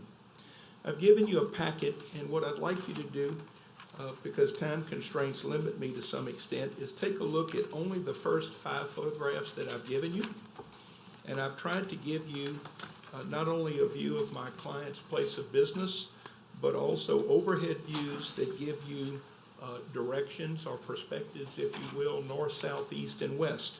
Hopefully you will not only agree that it's a beautiful facility and a beautiful serene environment, but I would also ask you to notice the lack of residential homes in the immediate area, as you see on these photographs. I have also put on larger boards to my left, your right, the same drawing, which is actually the 6th document. It's a freestanding document. And interestingly, on that drawing, I will tell you that to our knowledge, there are only 3 residences that are in opposition to our request this evening. I also have provided you a vicinity map, which is on the board to my right, to your left, which depicts the area. You'll probably be able to see that map much better on the copy that you have in front of you. But some of the things that we want you to be aware of is that this property is located on a state highway that has approximately 12 to 14 either commercial uses or commercial zones, and also has approximately 8 Airbnb operations currently up and down the bayou. When we filed this zoning case on March 8th, seeking NC5, it was for the specific purpose in hopes of having a reception venue as a permitted use in NC5. Despite the transpirings of this evening, wherein you have amended the legislation, you have postponed it for 60 days. So tonight I will present this case to you still under the premise that there may be a possibility or an opportunity that NC5 will in fact include a reception venue opportunity. If not, though, I would suggest to you that there could be a possibility that if this property is zoned NC5, that in some limited manner, it may be operated as a restaurant and perhaps even a restaurant with lounge. That was not our business plan when we came into the hall this evening. Our business plan, quite simply, was to continue to operate a bed and breakfast and also hope to take advantage of the reception venue opportunity that the new legislation might provide. Please note that the staff report acknowledges that this property is on a state highway, and it also acknowledges the existing commercial uses in the area. In particular, it points out an industrial warehouse, a marina, a gas station with convenience store. Also, staff makes reference to the fact that the facility is surrounded by residential uses. It's clearly surrounded by residential zones for the most part, and also homes. But I also think that the density or scale of the residential needs to be taken into consideration. Again, I think you can see that in looking at the first 5 photographs I've given you in that regard. The point being is that this is not a 200 by 200 foot parcel. It's a 5.82 acre parcel. And for that reason, we believe that with NC5 zoning, we can safely and fairly operate other forms of business at this location in addition to the B&B. In your packet this evening, I've also given you 9 certificates or licenses that my client has procured from the state of Louisiana, Parish of St. Tammany, all of which make reference to the existing classification as commercial. I have also given you petitions, one being online signed by over 1,200 people, one being signed in particular by residents of Convalescent Street, which is the closest residential subdivision per se to the south, and also one that was signed by 194 people throughout the greater city of Slidell area. I've also given you over 20 letters and emails of support. The point is there's a lot of people that know my client, know where she operates, and knows what she does. Tonight is not a night, however, for me as her lawyer to speak to you alone. I think it's time for you to get to know Dawn Picard and understand her vision. Dawn?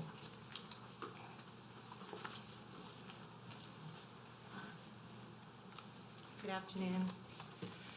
I am Dawn Picard. My husband, Uri Picard, and I own Bayou Haven Bed and Breakfast that is located obviously on Bayou Liberty Road. That's your current address too? Yes, 34205 Highway 433. Thank you. We opened in 2016 as a commercial business. We have a commercial occupancy certificate from the St. Tammany of Parish. We are also required by the state to get operating permits that have classified us as food service establishment and restaurant and bar. All of these documents, I think Jeff just handed you guys.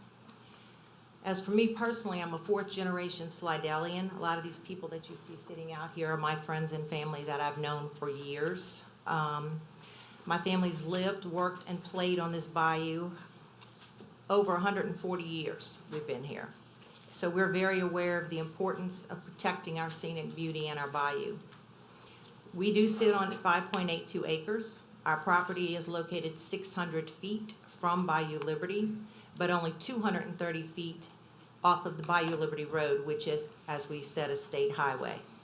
There are dozens of commercially owned or commercially operated and not zoned businesses within a 3-mile radius. If you check out that map over there, everything with a red dot, if you follow along, is commercial on Highway 433. Everything that's green is an Airbnb, which is also a commercial operation. And the blue areas have weddings on the bayou. There's the Elks Lodge, the old Bayou Liberty Civic Center, and also Bayou Oaks Plantation, which advertises online that it hosts weddings and has them quite regularly. We understand all the implications of running an event venue, and we'd like to address the main concerns that have been talked about. Traffic being number one.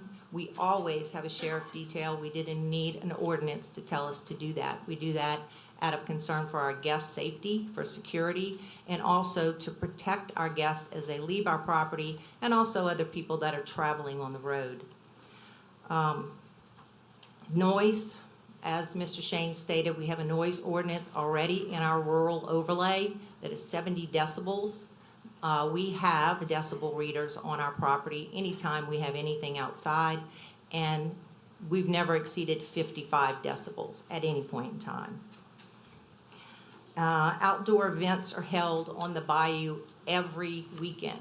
There's somebody having a party, there's somebody having a wedding, there's always something going on the bayou, be it Jazz on the Bayou or P-Row races, or the Elks Lodge has bingo and weddings.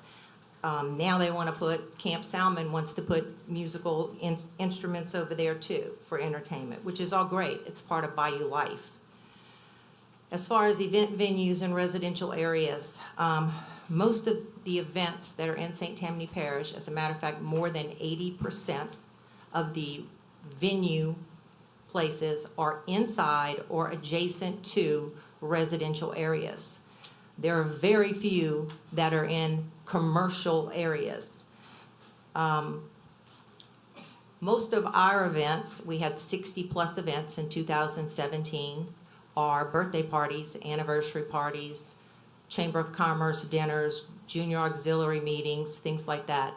We had 11 weddings in 2017 out of the 60+ events. 5 of those were outdoors, so 5 in a year. We, as Mr. Shane said, we have 1,200 signatures that are supporting us.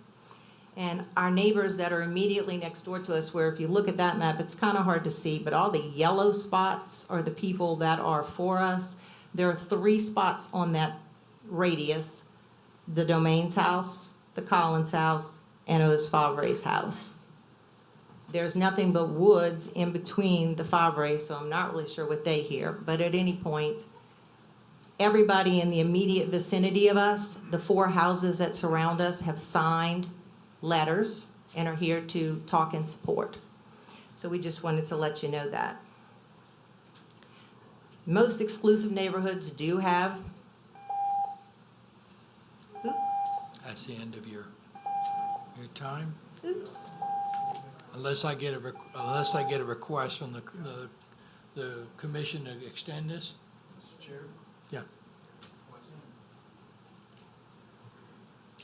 Mr. Richard. Mr. Chair, I'd like to allow another 5-10 minutes, however long it takes. The other side will get the same amount of time so that we can absolutely hear this, okay? No, I agree. I agree. I think it's too important. Thank you, I not to do appreciate that. Let's give another 10 minutes.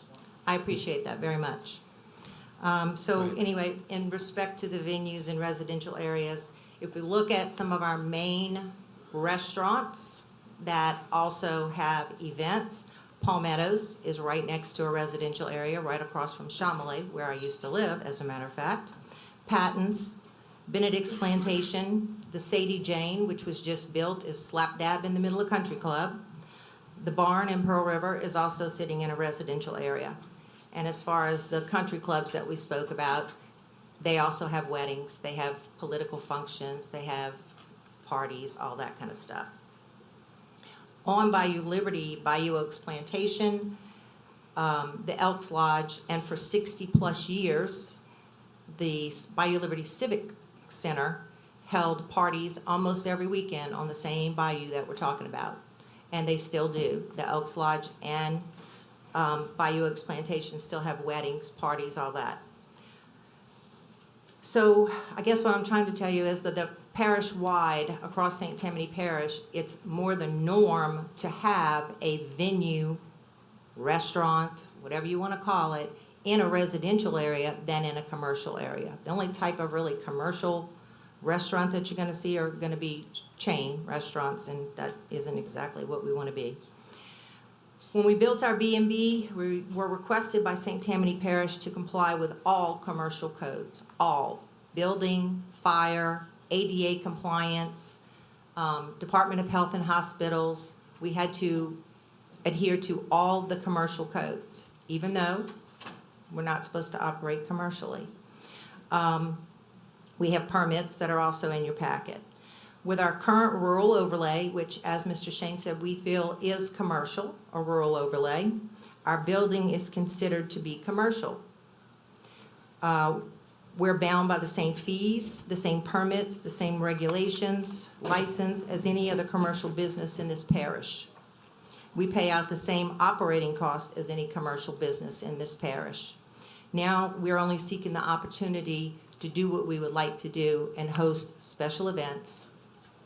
In closing, we respectfully request approval from the commission for our zoning change to NC5. We feel like it's an appropriate fit for our business. Some of you have been there. We provide a much-needed service to the parish as well as additional revenue. And also, we're very blessed to have so many great organizations and individuals that support us, and we do have the petitions to prove that and our letters of support. Thank you for the additional time.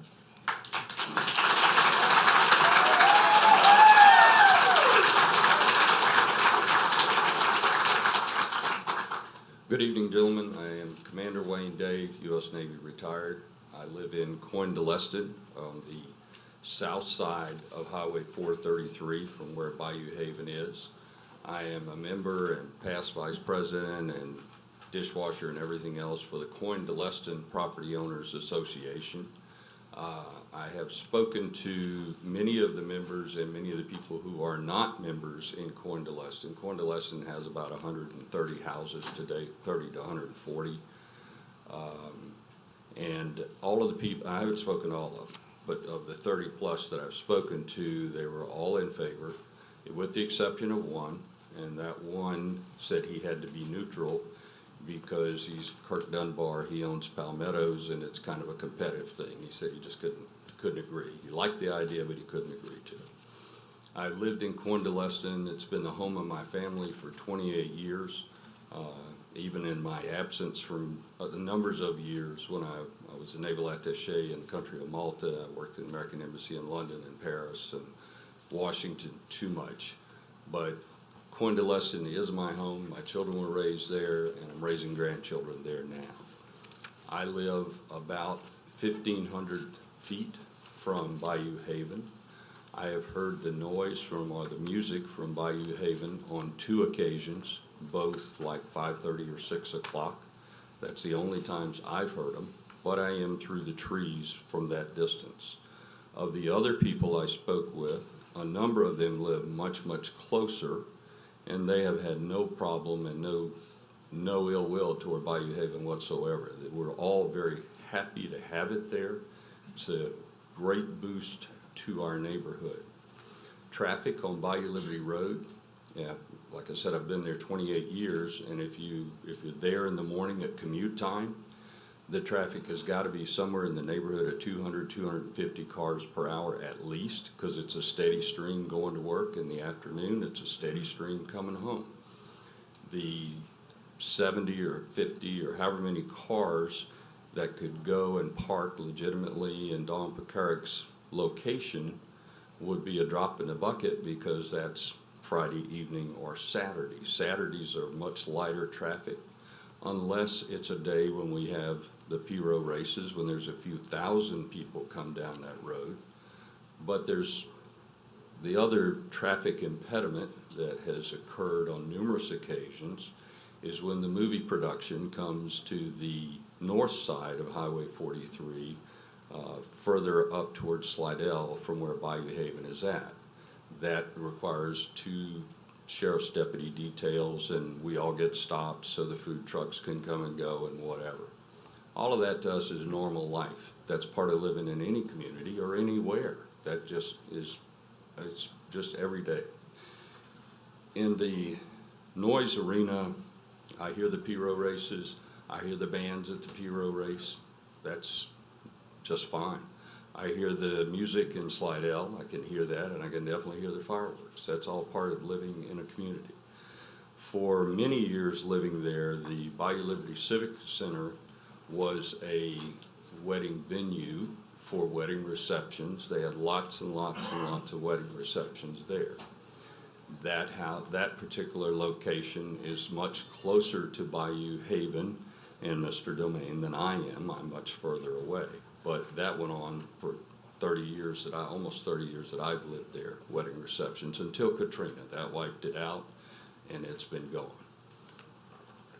That's all I.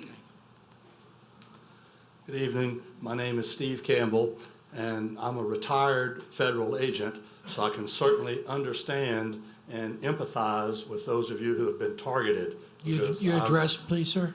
Yes, it's 200 LaFleur Drive, Slidell, excuse me.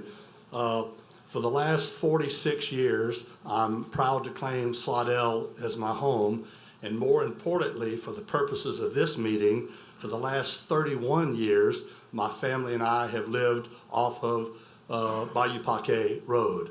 I've been a member of the Elks Lodge for 21 years, and I bring that up because my family and I are avid boaters, and about 25 or 30 times a year, I launch my boat at the Elks Lodge, and my wife and I take out 2 to 4 guests at a time on what we call Bayou Liberty sunset cruises. We ease down the bayou, look at property, vegetation, wildlife. We pass Bayou Haven, we pass under the bridge, we pass St. Genevieve's, we pass the marina, and we go out to the lake. We go out far enough to where the bugs don't eat us alive. We kill the engine, drop the anchor, turn on some music, and watch the sunset. After that, it's dark, and we ease back to the Elks Lodge. A lot of these sunset cruises are taken on the weekend, and it puts us going past Bayou Haven at night. And the passengers that we have taken are often as impressed with the lighting on the back of Bayou Haven and the walkway and the pier as they are with the sunset. And I pass by the back of Bayou Haven in the boat dozens and dozens of times each year, and I've never observed any vessel disruption in patterns of boating traffic. And I live in the Bayou Liberty area, and I drive past it every day, and I haven't observed any traffic obstructions. I mean, the 2 bridges, Bayou Liberty and Bayou Bonavacai, catch you. Every now and then the train catches you and stuff, but I have never been slowed down or stopped because of Bayou Haven. My family and I are registered members of St. Genevieve's Church.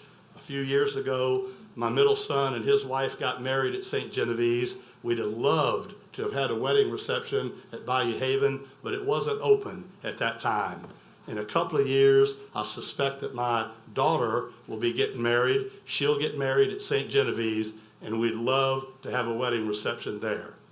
I appreciate your time and your attention. Thank you very much. Thank you.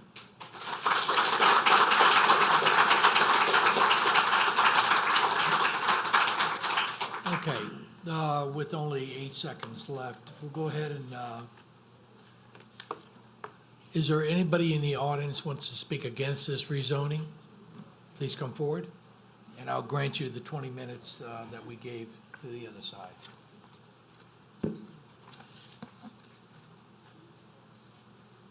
Mr. Chairman, Commissioners, my name is Ross Lagarde. My address is 2250 Gauze Boulevard East, Slidell, Louisiana.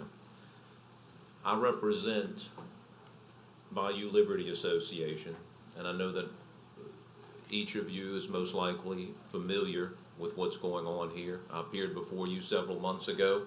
I know that we just heard another zoning case that's somewhat relevant to this one. A few minutes ago, we heard from a speaker who said that there were 60 events and 11 weddings at this particular facility. Well, the rest of that sentence is that there were 60 events and 11 weddings, all in violation of the current zoning on this property. So I'm standing before you asking you, what do we want to encourage in this parish? There's a current zoning on this property that prevents events. It does not allow weddings. They've obviously been going on the entire time. We're here today because they're asking for permission to host weddings and events. They want to be in compliance with the law. And there's a lot of emotion, and you may hear some emotion on my side of the fence as well this afternoon.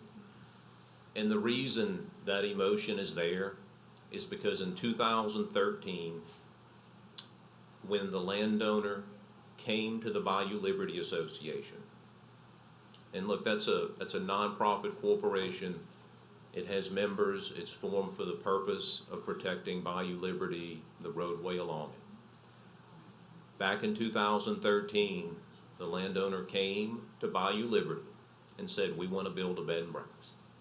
And we will enter into a deed restriction that prohibits us from ever doing anything else.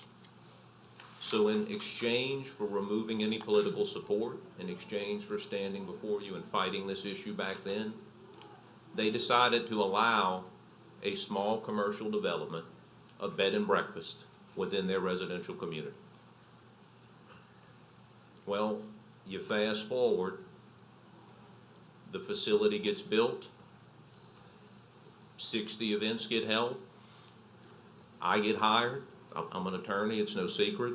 I was not brought into this for purposes of zoning. I was brought into this to look at that deed restriction and say, Ross, how can this occur? They agreed not to do this. There's language in here saying you can get an injunction. And I'm paraphrasing, but I mean, that's what I was hired to look at. So I said, well, let's see what happens at the parish. So in January of 2018, we show up in this room before Judge Black. He's the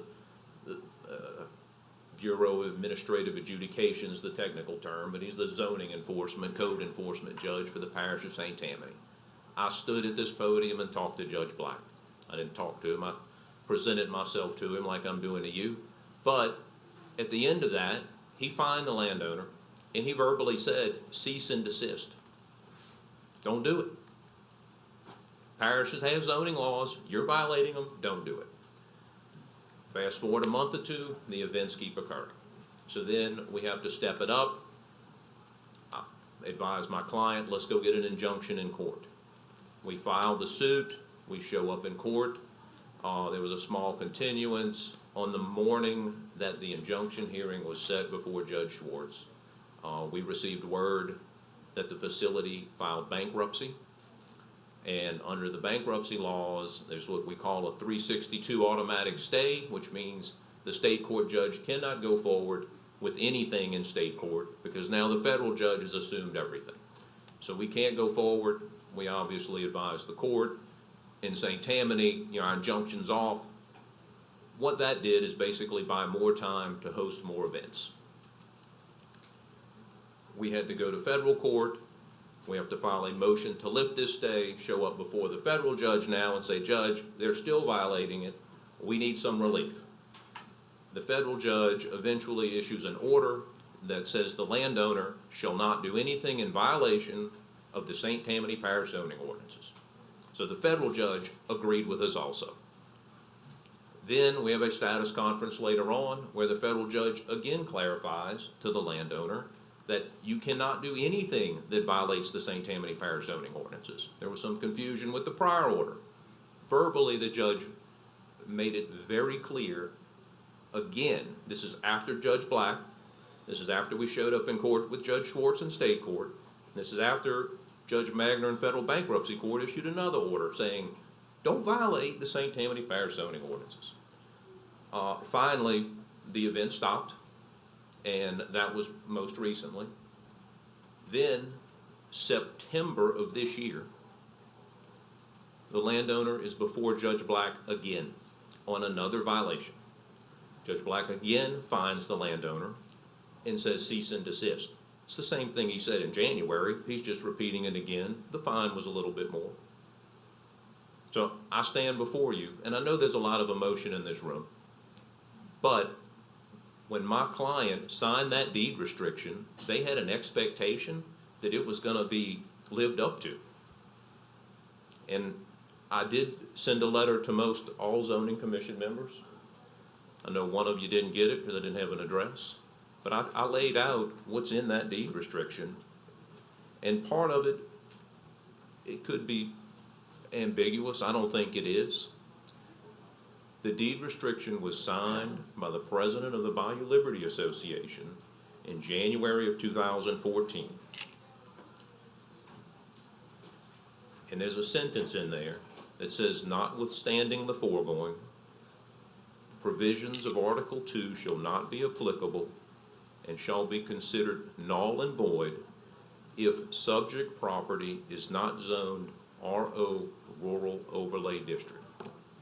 My client knew in January of 2014 that the RO Overlay District, which would allow only a bed and breakfast, was going before the St. Tammany Parish Council in March of 2014. So when my clients read that sentence, they thought, okay, it's January. If for some reason in March the Parish Council doesn't allow them to run a bed and breakfast, then the deed restriction's null and void. It's gone. My client did not interpret that sentence to mean the landowner could come back at any time in the future and seek a zoning change to do whatever they want. And that's why there's a lot of emotion, and that's why there's a lot of people in disagreement in this room tonight, because they thought in good faith in 2013 and 14 they signed a deed restriction that would prevent them from, the landowner, from ever coming back and asking to run a wedding center, a restaurant, a lounge. I mean, they allowed this to go on thinking they were protected, but still allowed them to run the bed and breakfast. So now we're before you, they're requesting a zoning change. I disagree with their interpretation professionally. We'll see what happens to that in the future. But from the mindset of the residents of St. Tammany Parish, we heard about deed restrictions earlier tonight in another case. I've been in the audience several times, and I've heard y'all hear about deed restrictions. I mean, the residents of St. Tammany who are not lawyers, they hear deed restrictions, they think that's protected. I mean, that's what they think. But, you know, in this particular case, the deed restriction may not protect my client. And I'm asking y'all to consider that. You know, what was expected in 2013 when they asked for this, and what they're asking for now is two different things. And my client would never have signed a deed restriction if it said, oh, we can come back in 3 years and after we build this huge building, facility, we can come back and apply for a zoning change to do whatever we want. And I've heard the arguments that it's a commercial facility, it's built very nicely, I've heard that. But they should have built the facility to make money as a bed and breakfast. They should not have built this facility hoping that they could come back, get a zoning change, and host weddings. I'm asking you tonight not to reward this type of behavior. And what I mean by that, we have someone that came before you years ago, said, I'm going to do X, built the facility, opened, did not do what they said they were going to do. It's been cited twice now by St. Tammany Parish Code Enforcement before Judge Black, made the residents who were promised a deed restriction file a suit to enforce the deed restriction and chase them into federal bankruptcy court. All the while, they're making money as a wedding event center. We were heard 11 weddings. It's no secret. Weddings make more money than a bed and breakfast. I mean, I understand why they want to do it. And it's about money. They want to make more money as a wedding reception venue than they can as a bed and breakfast. So do we want to reward that type of behavior? And that's the decision y'all need to make tonight. I do appreciate your time. Thank you for listening to me. I hope I didn't belabor my point too much, and I do know that we have a few folks on our side that wish to speak as well. Thank you. Anyone else would like to come up and speak? Name and address, miss. Hello, my name is Katie Clark, and I live at 1411 8th Street in Slidell. My husband and I, in the last year, moved to Slidell from the Marigny in New Orleans, in large part to escape the over-commercialization of our neighborhood. Our next-door neighbor frequently violated zoning laws by offering live music and late-night events with amplified music. This negatively affected our property value and, most importantly, our quality of life. It was not very neighborly either. We have 2 small children, and in the next year have plans to build on my husband's grandparents' property directly across from the property in contention. This has been our plan since we became a family. I've also left a very lucrative real estate business in New Orleans in order to open a business here.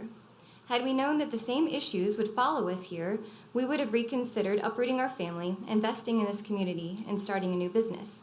Thank you for your time. Appreciate it.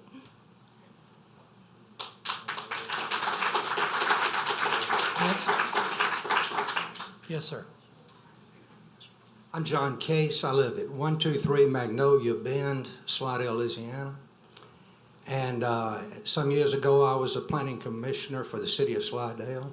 And before you combine the boards, I was on the Parish Board of Zoning Adjustments, where we did flood insurance adjustments. I'm here to tell you that because I've been in your shoes. I understand your dilemma. Less than a year ago, my family and I were stood before you to get a minor subdivision, re-subdivision approved. And it was going to be a place that my wife and her sister had inherited on Bayou Liberty. And we wanted to make it a place for my sister-in-law's son and my 2 sons and myself to have a home out there. We went through all the red tape that is appropriate for the parish to require. We have to this date, and I don't want you to hold me to these figures, I didn't look them up, but I expect we spent $60,000 or $70,000 developing just a place to build a house. It is our intention that all 3 of my sons will build a house, no, I'm sorry, all 2 of my sons and my wife and I will build a house there within the next year. My piece of property is absolutely directly across the bayou from Bayou Haven. The only thing that separates us is the width of the bayou.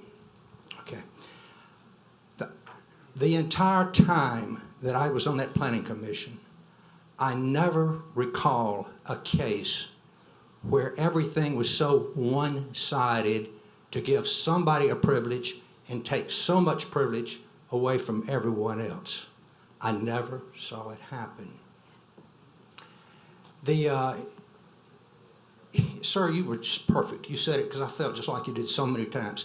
This is not a popularity contest. This is not a democratic process here. And these people are very well-meaning. These people are very well-meaning. But when it comes down to the real truth about it, it doesn't matter how many letters you've gotten or how many people are sitting out there pro or con. It's what's right and how would you like it next door to you. Thank you.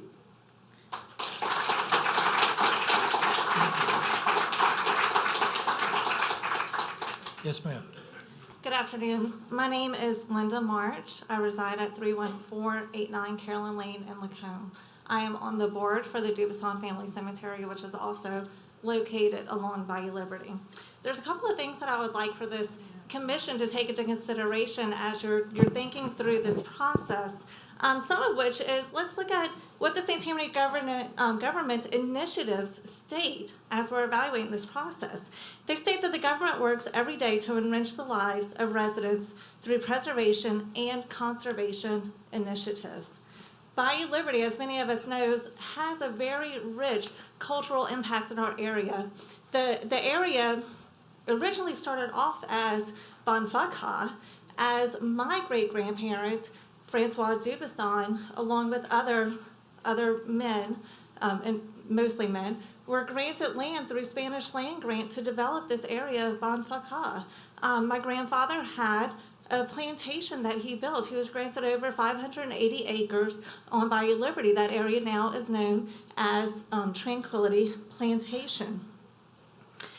That culture merges French heritage, Creole heritage, Spanish heritage, and German heritage. The Piro races that were talked about is a celebration of this heritage and the lifestyle that we see on Bayou Liberty. And those races occur one time a year, not 60 times a year, and certainly not 11 times a year.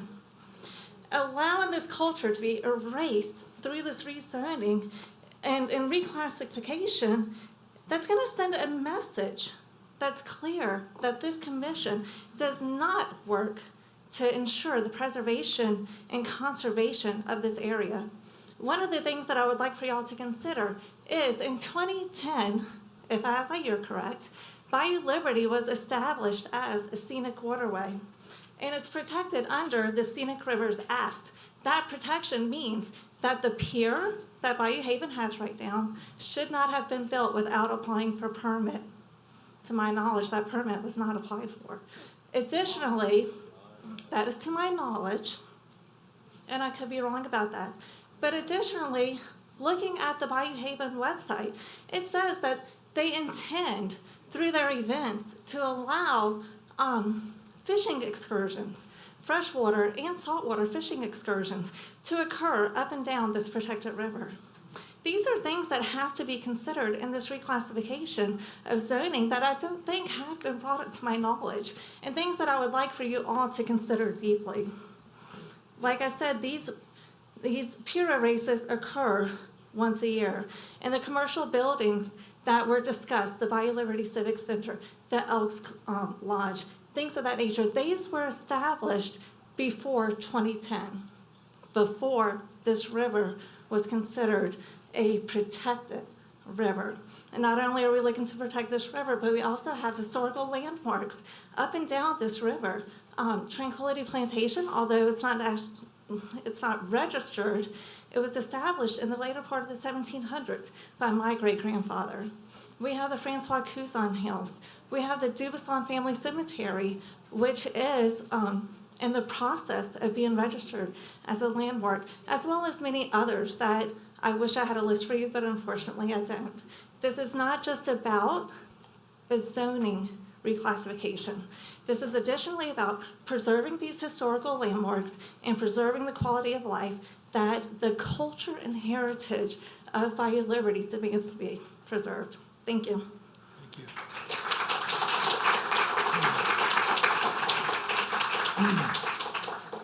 Tom Collins, 58147 Gwen Road. I am one of the houses that Attorney Jeff Shane pointed out that's across the bayou from Bayou Haven. The distance is about 1,000 feet to my home. I bought into that home knowing that I was protected by the A2 zoning and also by the agreement entered into by the Becerrics when they sat down with the Bayou Liberty Association and agreed to do nothing but a bed and breakfast. My investment in that home, I could have taken the money out of the property. It was an inheritance. My wife inherited part of the property.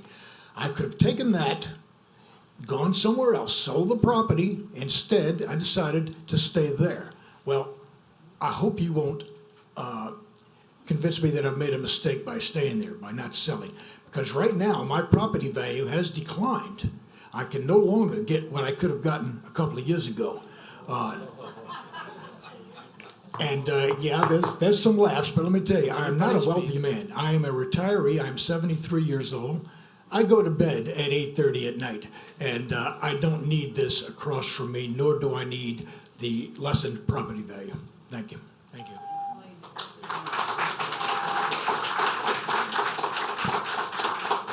Okay, we're now going to go to rebuttal time, 5 minutes. Mr. Shane?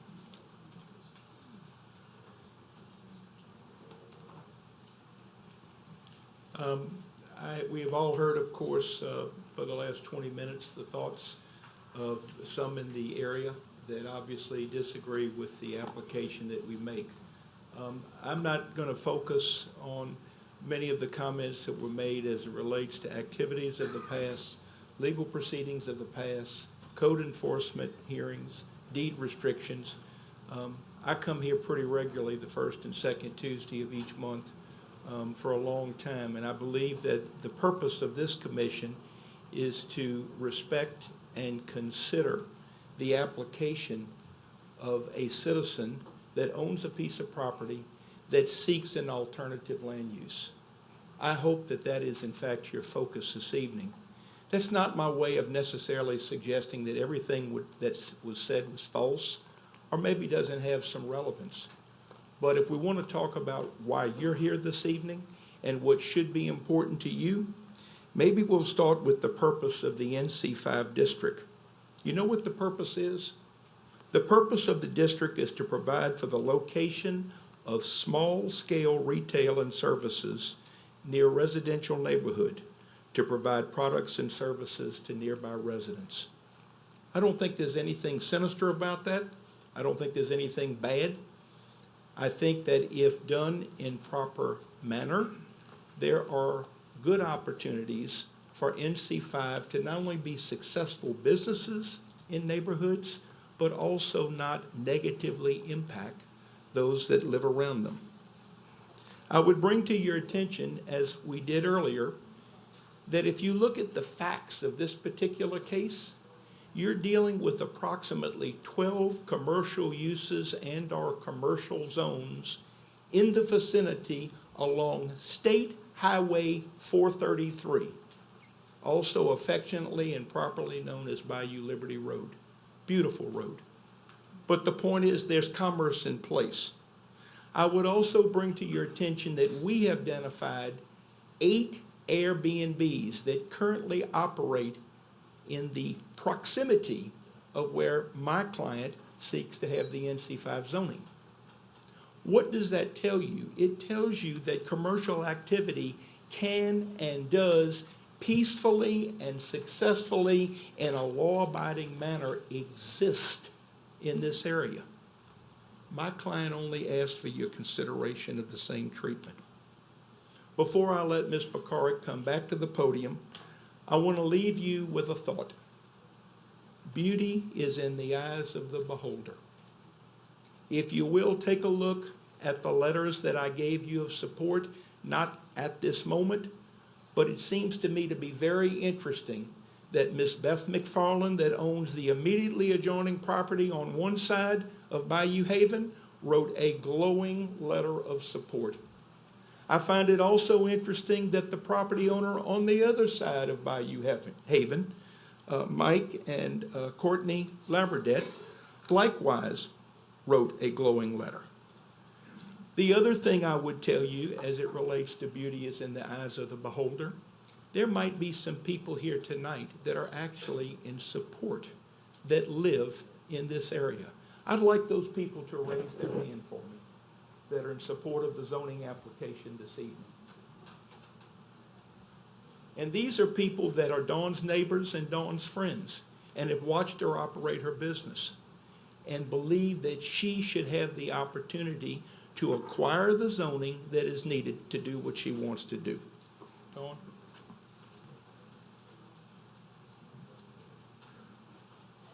Dawn Pekarik. I just have one small thing to say. A lot of the people that are now complaining about my venue hosting were the same people that attended and or booked events at my place. Tom Collins actually was the musician that played at my Sunday jazz brunches. Now, they're going to tell you they didn't know it was illegal, but we've had events, yes, since the time we opened. There were parish officials there, there were state officials there, there were local officials there of all kinds. We, under rural overlay, considered if they were attending that it was okay. And I'm sorry that that's how it was.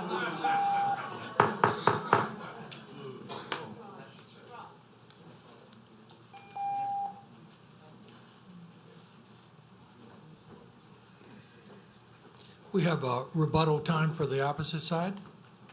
Anybody would like to speak? My name is Charlie Kaplinger. I have a home at 59525 Neslo Road, Slidell. I was or am on the board of the Bayou Liberty Association. I just want to put a face to these discussions because I was there in 2013. I was in the meetings with Mr. Shane and the Pekariks when they told us, members of the board, we don't want anything more than a bed and breakfast. We understand that you do not want any banquet facilities on this property. We understand that. In fact, we're willing to write a deed restriction saying we'll never do that.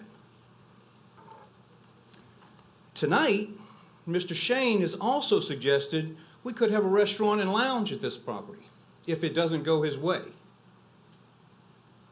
So initially, we were told just a bed and breakfast. We got a banquet facility. From day one, this property has operated illegally, operated against your laws, against the parish's laws, and against the agreement of just regular people who assumed they were protecting the bayou. I'm not an attorney. Jeff Shane wrote this deed restriction telling me that it was okay, that I would never have to worry about this again. It's funny that we're talking about lawful events, and I guess Jeff Shane doesn't want to talk about the past because he's admitted to us at a board meeting, that they are operating knowingly breaking the law, breaking the rules of the parish. Yeah, I wouldn't want to talk about the past either. And then we're talking about lawful businesses can operate and coexist in a residential neighborhood. This group has not operated legally the whole time. How are we going to trust them going forward? When we agree to this and say they're only going to have 150 people at this, it's only going to be 35 decibels and the light is only going to be so many lumens, who is going to check that on a Saturday night? Who? We have 3 code enforcement people in the parish. I mean, it's very difficult to enforce these things at night and on the weekends. So my question is that if we know the past, how do we know that we can trust this going forward? That's all I have to say. I really appreciate the time, and I'm sorry if it sounded like I was enthusiastic, but I'm passionate about this because I had to go back to my membership. I had to go back to my membership and said, it's okay, a bed and breakfast is okay. Yes, I agreed to it because they told me they wanted no more, and this is all we would get, and we're happy with a bed and breakfast. So that's my passion, and again, I appreciate your time tonight.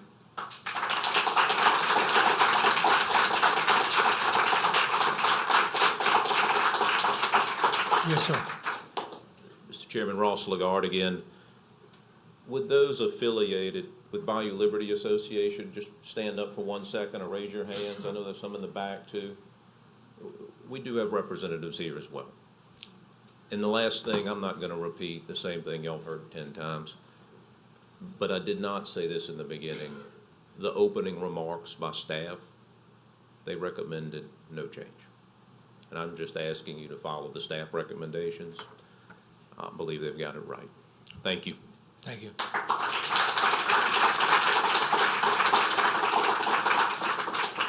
Yes, ma'am.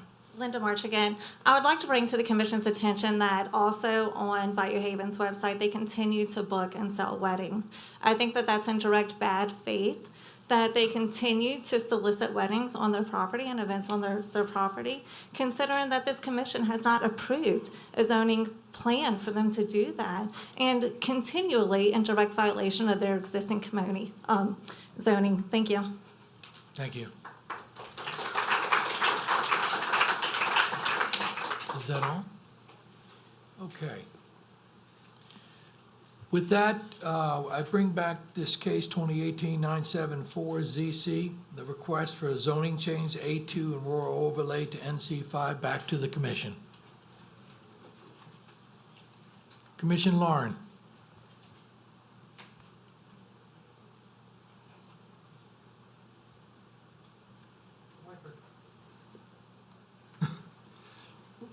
Like a carpenter, a plumber, or any other kind of craftsman, we've got only so many tools to use in our toolbox. And one of the tools we use almost on a monthly basis is the tool called deed restriction. We used it tonight on an earlier case. We used it last month on a case. And the purpose of that is that it grants the petitioner the right to have partially what they want, but with restrictions. And they're spelled out clearly in legal language and registered at the courthouse.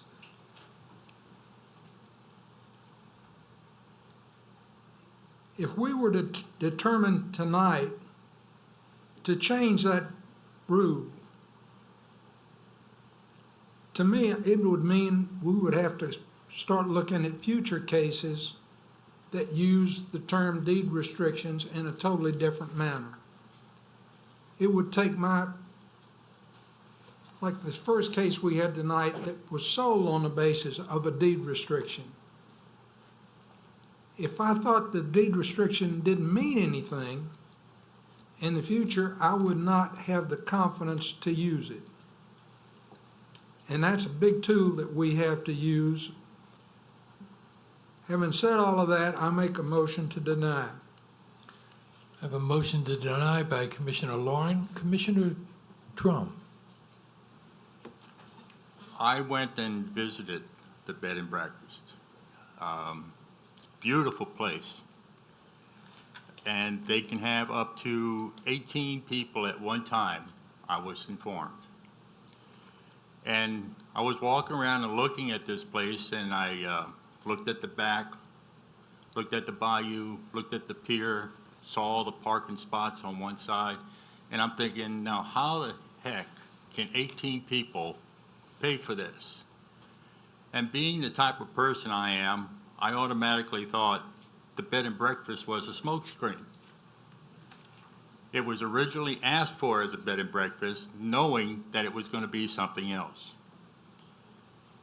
I agree and second the motion that we deny and that we keep it the zoning that it is now, because when you have people who disobey the parish judge and a federal judge and continue operating, that makes me think they're not reliable people. How can you have events when all you're supposed to do is rent a room? And if you have events, that means you have liquor. Do they have a liquor license? They're breaking that law? So I am totally against rezoning. I don't believe the people are truthful, that they will continue, even if it's not rezoned, to do what they're doing until we come down heavy. And I'm all for coming down heavy if we have to. But I second that motion. We do not rezone. I have a second by Commissioner Drum. Any more comments? I have a comment to make. While I appreciate the zest on both sides and everything, I try to look at it this way, as Planning and Zoning Commissioner, now Chair. If there was nothing on this piece of property right now, with A3 zoning around it, would this commission possibly rezone it to NC5? That's how I take it. On that note, I have a motion to postpone by Commissioner, I have a motion to deny by Commissioner Lauren, and a second by Commissioner Drum. Please vote. This is a motion to deny. Motion carried. Thank you.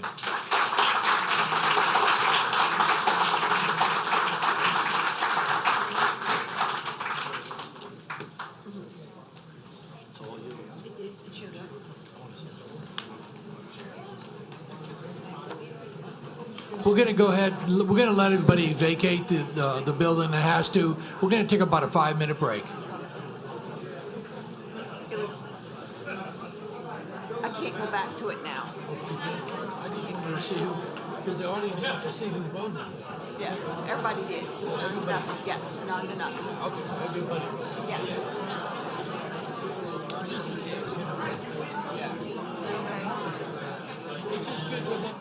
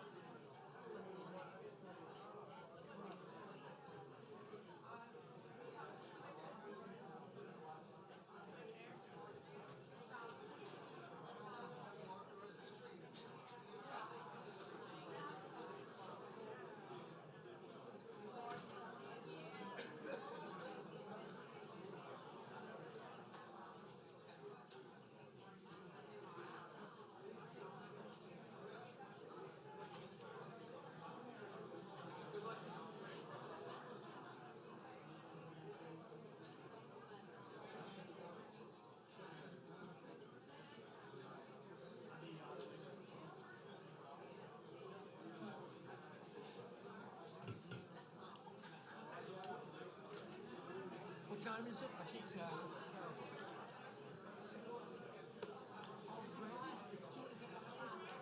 Wow, I hope the rest of the case is not.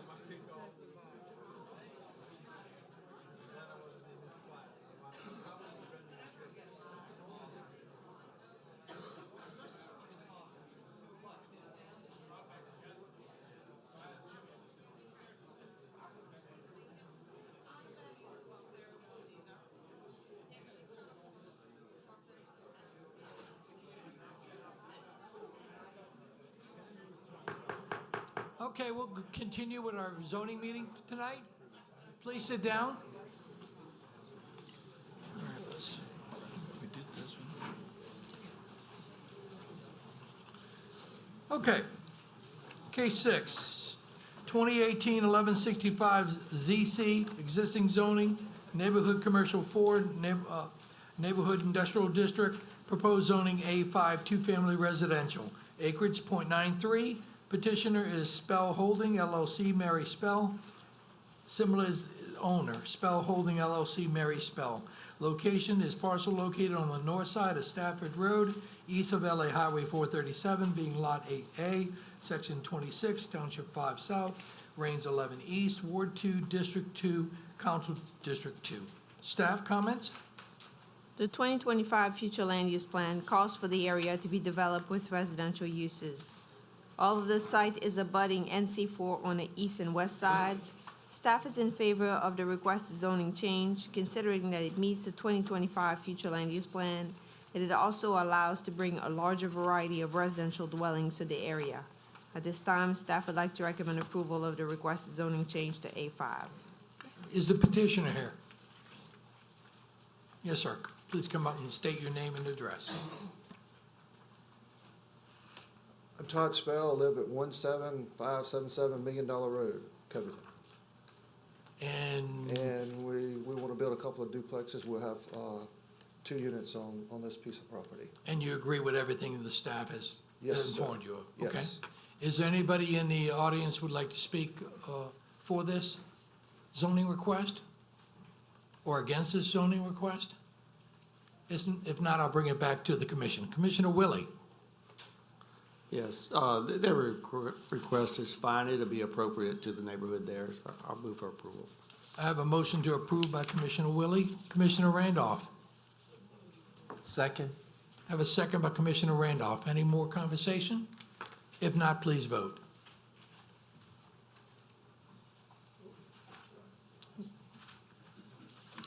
Motion carried, 9 to nothing, 9-0. Okay. The next case is 2018-1169 ZC. Also, there's a case 11 that we may want to go ahead and read with this one, but we'll vote on them separately. I'd make a motion to go ahead and put them both together. So moved, okay? Second? We have to vote on that? Okay, let's vote on that then.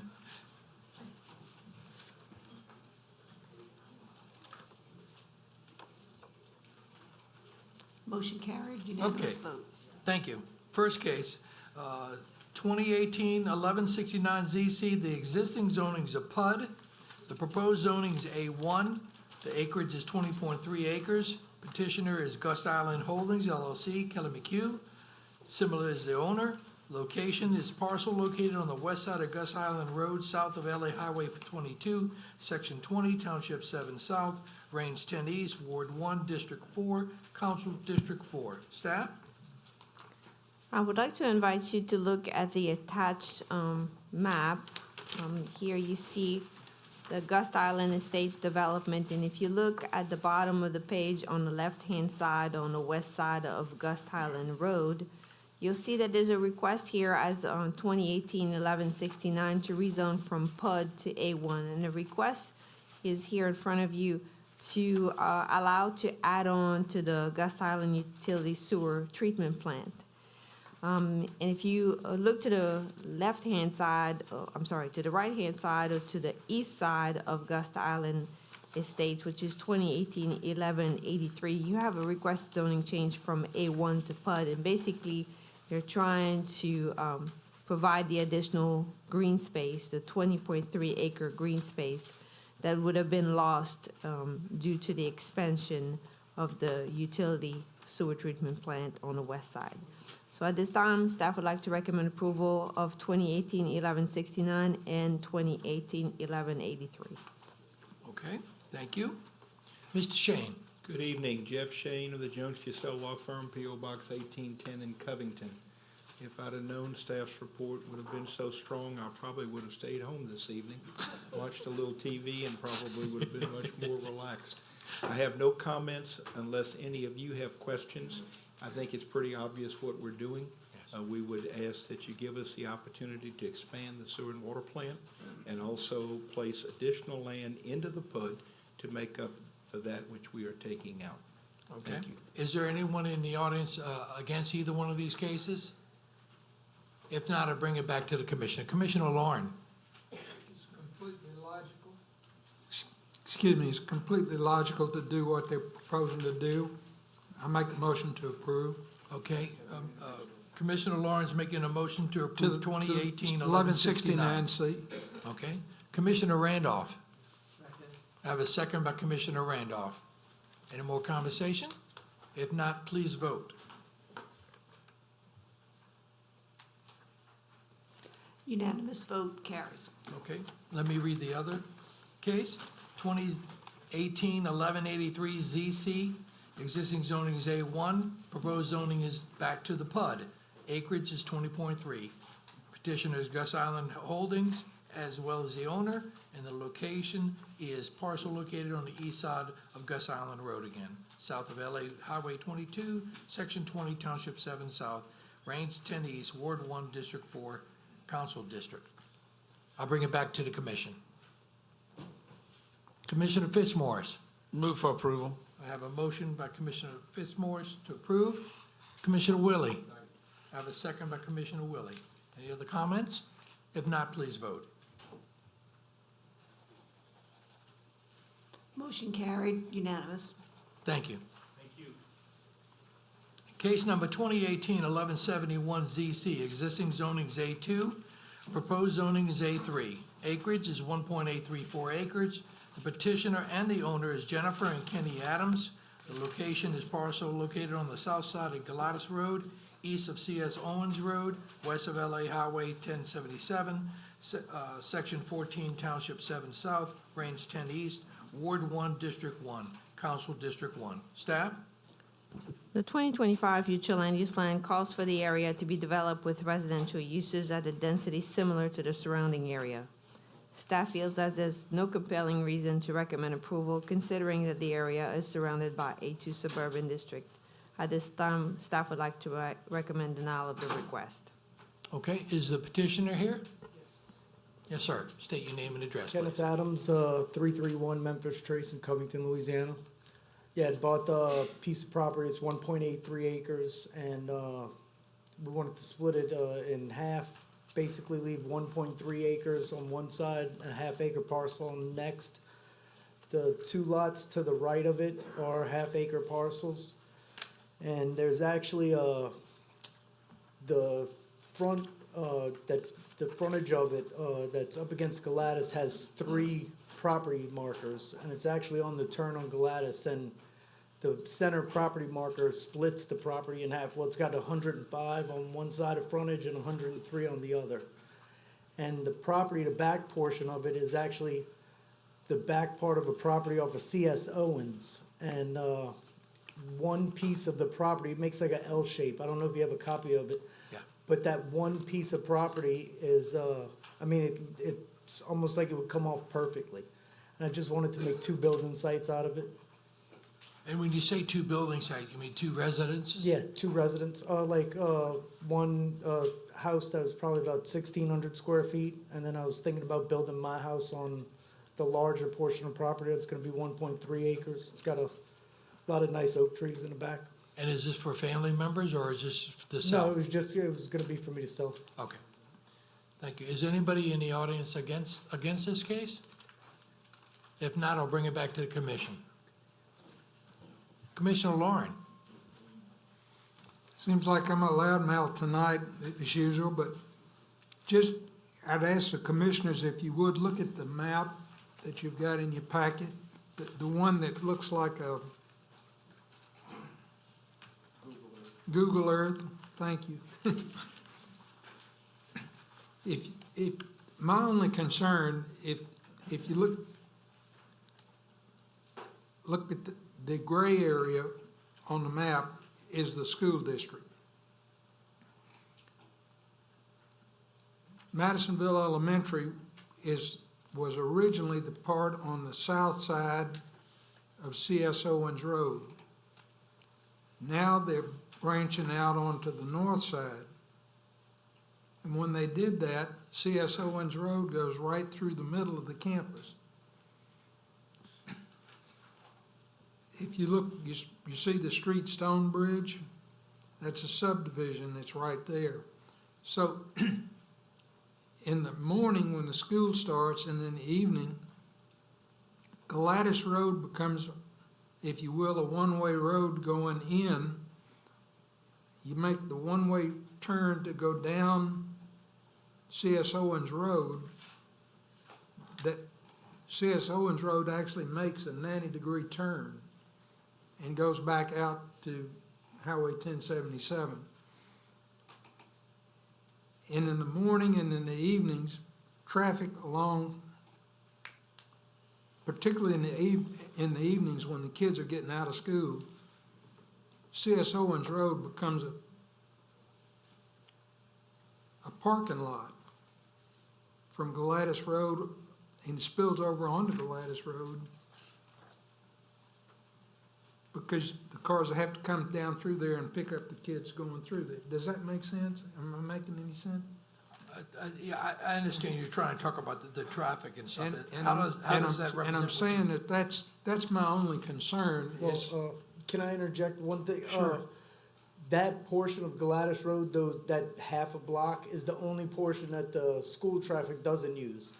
I pick up my kids every day, and they go to Madisonville Elementary, but I go all the way around. All the entire school car line is directed to go down Dummy Line, come around the back end of Gladys, so no cars are allowed to go in that portion of Gladys. No cars in the evening or in the morning. If you go that way, I've had police officers tell me when I was running late, they make me go all the way around. So no portions, that front portion, that half a block of Gladys between 1077 and C.S. Owens, no cars that go to Madisonville Elementary are allowed to use that portion of Okay, Gladys. they block it off? They don't block it off, but they definitely make you go around, yeah. Okay. You've answered my question. Okay, thank you. Commissioner Randolph. Yes. The split of the property is 1.834 acres. Yes. I'm looking at the drawing, you said that the smaller piece you were going to try to build 1,600 square. Yes, 16 or 1700 And square how foot house. large would that smaller piece of property be? It'd be 103, I believe, by 217, a half acre roughly. Same size as the lots that are to the right in between our lot and C.S. Owens. There are two lots right there, same exact size. Okay. And you said your kids attend? No, yeah, they do go to Madisonville Elementary. I move to approve. I have a motion to approve by Commissioner Randolph. Commissioner Fitzmaurice. I'll second that, but first, to the point about the traffic, my daughter attended there for years, and I sat on that back road waiting to pick her up in Carline, and I tried to come in Gladys, and early in the school year, there is a deputy there that will turn you and tell you kind of like, Mr. Mom, you're doing it wrong, you're going the wrong way, swing you all the way around. So to your point, that's the only part that isn't used, but the balance is, and I'll second the motion. Okay, I have a motion to approve by Commissioner Randolph and a second by Commissioner Fitzmaurice. Any more information? If not, please vote. Motion carried, unanimous. Thank you. Thank you so much. Case 2018-1176 ZC. Existing zoning is A1A suburban. Proposed zoning is Community-Based Facilities District, CB1, and Rural Overlay. Acreage is 19.29 acres. The petitioner is Roman Lopez. The owner is Angelica Rivera. Location, parcel located on the south side of Murray Road, west of LA Highway 41, Section 3, Township 8 South, Range 14 East, Ward 8, District 11, Council District 11. Staff, comments? The 2025 future land use plan calls for the area to be developed with residential uses. Staff is not in favor of the requested zoning change to CB1, considering that the site is surrounded by residential uses and undeveloped land zone A1A. Note that the objective of the CB1 zoning is to provide for the location of public and quasi-public uses within close proximity to residential district, such as religious institution and recreational facilities. Staff doesn't have any objection to the request for a rural overlay, considering the rural character of the area. So at this time, staff would like to recommend denial of the request for CB1 and recommend approval for the request for a rural overlay. Yes, sir. Okay, my name is Roman Lopez. Okay. I live on Murray Road, and that we want to build this horse house, where we can ride horses with rented this facility to the kids, so we can ride. Okay, so you're saying that with the rural overlay, we can have horses farms? Is that what, but why community-based facilities district? Well, it was explained to me that they wanted to do more than just a horse training facility. They wanted to, entertain, maybe to have gatherings for guests, and that's what was explained. Is that correct, sir? Yeah. The thing is, in the moment the kids arrive, actually we're planning to do a pool, so we can create a space where we can rent the space to have. All right, so basically you're making commercial. Yeah. Okay. Is there anybody in the audience who would like to speak against this case? There's a couple of people that would like to speak against. Let's listen to what they have to say. Please come up and state your name and address, please. Yes, sir. Mr. Davis, Commissioners, my name is M.G. Nunez. I reside at 37506 South Hickory Drive, Pearl River, Louisiana. I have a petition here that was signed by the residents of our community, 84 residents.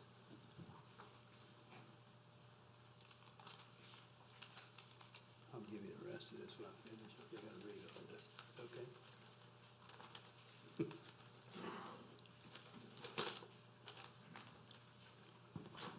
We, the undersigned residents of Pearl River, Louisiana, oppose the requested zone change captioned above for several reasons. Our neighborhood existed as a residential neighborhood since its conception, and thus far, substantial effort has been made to successfully preserve the atmosphere of the neighborhood for our families and friends. Our information on behalf of the requesting zone change is incompatible with the master plan and future land use of St. Tammany Parish, and directly conflicts with the proposed of a A1 and A1A districts. If passed, this request would possibly be the first of many zoning changes that would adversely affect the neighborhood as well as neighborhood communities. The subject property and adjoining properties are located in A1A suburban district, the principal purpose of which is to provide a single-family residential environment at a low density of 5 acres and is located in a lesser populated area of the parish. Activities within this classification are limited to single-family dwellings and permit certain agriculture and utility uses subject to special considerations. Other properties within this neighborhood are designed with a A1A suburban district, an intent of which is also to provide a single-family resident environment, but as a density of 3 acres with the same permitted activities and limited as the 1A district. All properties within this area are single-family residence activities conducted upon and are limited to residential activities. The request change would significantly change the long-standing land use for this area, causing neighborhood property owners to suffer a decrease in property values. Approval of this requested change would subject surrounding properties to commercial uses. Buffer is needed between residential properties and neighboring commercial properties. The requested change to CB1 will allow the potential for public and quasi-public uses of property surrounding A1 and A1A zone properties, and such potential use not congruent to this neighborhood. The purpose of the CB1 community-based facilities district to provide for the location of public and quasi-public use that are appropriate in close proximity to residential districts. And permitted use includes but not limited to commercial swimming pools, places of worship, fireworks sales, recreational facilities, clubs, lodges, meeting halls, and athletic fields. The subject property is neither being developed for the benefit of the neighboring community, nor for the use of enjoyment by others in the community. Additionally, placement of the community-based facility directly in the middle of a residential neighborhood is not akin to the close proximity in residential district. It should not be allowed. Likewise, the request change to rural overlay would subject surrounding properties to commercial use. The purpose of rural overlay to permit agricultural uses, to encourage the maintenance of the rural countryside, to preserve forests and other undeveloped lands away from the area of populated growth, and to allow residents to retain their traditional way of life. Permits used in the rural overlay includes agriculture, farming, or other agricultural uses defined in section 130-5. Agricultural buildings, limited commercial and industrial uses, supporting agricultural production, wholesale, retail, greenhouses, nurseries, roadside farm stands, and dirt hauling equipment storage, and residential uses. When located on property zone non-residential uses, single-family dwellings, private garages and accessory structures, one garage apartment, or guest house, accessory single, or multi-farm tenant dwellings, private landing strips or heliports. Additional uses permitted with the administrative permit includes, but not limited to, religious uses, churches, temples, and other places of worship. Seasonal seafood peddlers and/or produce stands, fireworks sales, snowball stands, nonprofit, family cemeteries, and bed and breakfast. None of these are used to congruent with the traditional way of life that has long been enjoyed by the residents of the community in this neighborhood, which is undersigned residents desire to continue enjoying. The request for change would cause an undue traffic burden of surrounding property owners, residents, and unreasonable risk of harm to children in the neighborhood. Murray Road is already a congested street, and traffic currently using it already is beyond its maximum capacity. The road does not have a shoulder and is wide enough for two cars traveling in opposite directions to pass one another at a regular speed. As a result, minor incidents whereby side mirrors of passing vehicles impact with other vehicles are common occurrences. As a minor accident between vehicles and mailboxes and zoning changes in this area would increase the amount of traffic already utilizing Murray Road, thereby causing not only a nuisance to the residents of this neighborhood, but also to increase in automobile accident and damage to property along the road. Moreover, allowing the request change would cause increased traffic and change its traffic patterns from Murray Road and Thorner Road, which will pose unnecessary risks and harm to many children in the community in which the subject property is located. The request change would worsen drainage problems in the area. On information and belief, the requested zoning changes are necessary for the outcome alleged desires by the applicant. Private stables and barns for raising horses are already permitted in the residential district. The current zoning A1 suburban district currently allows agricultural buildings on lots that are on 1 acre or greater in size, like this property. Accessory buildings and residential swimming pools. Further, A1 suburban district permits household agriculture, which is defined as the growing of vegetables, poultry, livestock for use of the residents of the property whereon if it is grown or kept. Permitting animals and insects include, but not limited to those raised for consumption or food products. Cows, goats, bees, rabbits, chickens, and so forth. Those are those used for the pleasure of horses, birds, turtles, dogs, cats, poison snakes, wild or dangerous animals not permitted. Snakes, lions, tigers, bears, kind of heavy there. Guard dogs are permitted. All animals must be housed in such a manner as not to create a nuisance to the adjoining residents by way of sight, smell, and sound. On information on behalf and belief, the applicant desires to erect a horse stable, swimming pool on his residence to be enjoyed by his family and invited guests. Since both of these are permitted under the current zoning plan, no change or amendments are warranted and should therefore be denied. In sum, the suggested application should be denied because incompatible with the master plan and use for this parish. It would adversely affect property values of the neighborhood and the surrounding community, neighboring properties, and would unduly burden by the commercial use. The residential atmosphere of the neighborhood would be ruined. It would cause significant change to the long-standing land use of the area. Property is not suitable for development as a community-based facility or rural overlay. Traffic and drainage problems would worsen, and it would adversely affect public health, safety, and general welfare of this community. We, the undersigned, respectfully request that the council not yield to this request of a single property owner who seeks this zoning change, but to vote against the proposed change because doing so is in the best interest of the overall community, respectively submitted by the concerned citizens of the neighborhood towards 37454 Murray Road, Pearl River. Thank you, sir. And we, as I said earlier on, we have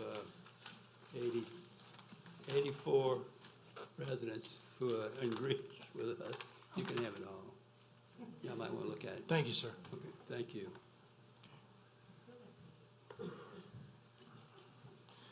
Mr. Lopez, is there anyone else that would like to speak? We only have about 46 seconds left. You only have about 46 seconds left. Okay, Bob Hall, Yes. 1049 Murray Road Loop. Okay. As it stands right now, the road is bad enough. If you have something big, you can't get down that road if there's oncoming traffic. They are working on the road, but there are still ditches on both sides. There's accidents there all the time. I hit my mirrors against other trucks constantly. You have to stop. What I'm worried about is he gets it zoned one way now, puts cows on it for a couple of years. Next thing you know, he's building apartments. That's not acceptable. We have a tight neighborhood. We want to keep it that way. Thank you. Yeah. Mr. Lopez, would you like to come up and? Okay, the idea is no convert on or get damage in the neighborhood because we love it. We love that neighbor as it is. So what we want to is really share with more people who live in the city, New Orleans, which we have another property there in the city, on New Orleans. So what we want, I have 4 kids, and they love to stay in the place, and they love to spend time on this land. So that's what we want. We want to do something small we can share with more people. Okay, thank you. Any more information from the, yes, sir.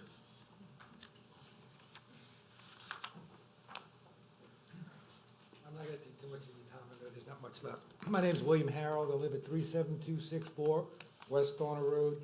I've owned my property about 23 years, I lived there about 13. I bought there because it was rural and it was residential, and we had to have an acre or more. I'm born and raised in New Orleans, 1952. I camped salmon as a Boy Scout. Across the lake, it was all pine trees, that's all I ever smelled. I can hardly smell them anymore. I bought there to retire, to hunt Honey Island Swamp, so I didn't have to come across the lake anymore. My family's still in New Orleans and Metairie. I go there to visit, no problem. I want to go swimming, I can go there and swim. I want a pool, I'll put it in my backyard and family can come swim.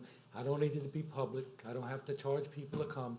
If they want to change the zoning in that area, we can change my 2 acres to the same thing you did for, or want to do for these bed and breakfasts, and we'll call it a bass and breakfast.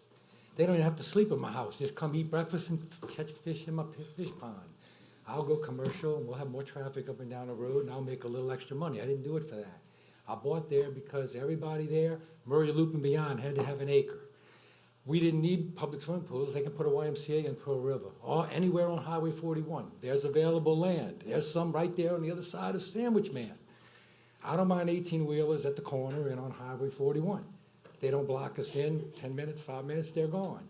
But you come a quarter mile into the neighborhood and you start putting, we don't need a Walmart, General Dollar, we don't need a Burger King, and we don't need a club. Or we bought in a subdivision with a club. They want swimming pools, build a private little swimming pool, invite your family to come swim in it. If you want to do it for your business acquaintances and have business clients come and party, we can't put up with that noise just like those other people couldn't. It's going to be loud. It's just close to too many of us. The road is not equipped for commercial business anyway. A farm, horses, 2 or 3 horse, 4-horse trailer, that would fit. 18-wheelers, no. 80 more cars. We didn't allow 40 houses to be built on half-acre lots. Everybody has to have an acre or more. I don't want to oppose my neighbors coming in wanting to live there. I wanted to have a swimming pool. I wanted to have my family come out and play on my 2 acres, but not with 4-wheelers making noise like the people behind us that came from Chalmette. I don't have a problem with Chalmation. I was a New Orleans Easter. I was a Ninth Warder, okay? I didn't come there, and all my neighbors that live there, I didn't clear the land, and they don't have woods. I don't make noise. They can tell you. They're glad I moved out there. I support all of them. They lived there before me. I respect the neighborhood and the area. I moved there because of that. And I would hope it would remain that way. And I would encourage other people to come. We got new kids building houses there now. They got 12 acres. They got a little barn and horses. They're not looking to do anything else than have family come. So thank you for giving me some time, and I appreciate it. And I don't want to move away because the area becomes not rural and residential like I wanted to retire in. Thank you. Thank you. Is there any more rebuttal time for anybody else on the opposite side? Sir, you have about 2 minutes left on your rebuttal if you want to talk some more. Okay. I bring it back to the commission. Oh, I'm sorry. Is this for or against? Against. Paula Townsend. You have 2 minutes. 37323 West Thorner, Pearl River, Louisiana. We've lived in the neighborhood 11 years, and the traffic on Murray is unbelievable. It is not a striped road. It doesn't have a division, so you have to pull off on each side. There's one way to get in where there are about 60 houses and one way out, and that's Murray. And this is going to just make additional traffic, making it much more difficult for all of us that live out there. Thank you.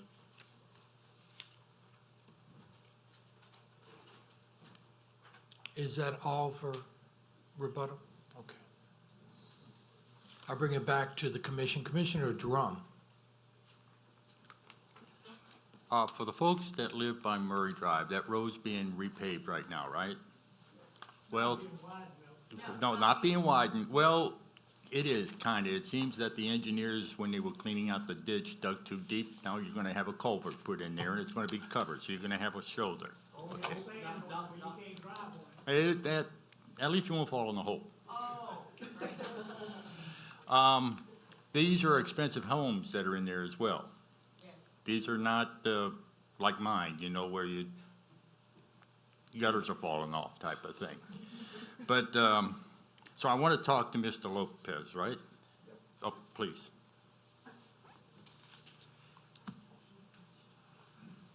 Right now, the way it's zoned, I believe you can have 2 horses. A1A, you can have 2 horses, right? There's no limit in the number of horses you can have. Okay. Well, you want it rezoned so that you can make it commercial? Anyway, if you, even if we approve for the zoning, is the only thing if we can share with somebody else or bring somebody. So what to you the want to place. do So, is, if you want not, to we're have a gonna- riding stable. What's that? You want to have a riding stable or Yeah. something like that? Yeah. Okay. Napu. Okay. Which means you're going to have import of trailers? No.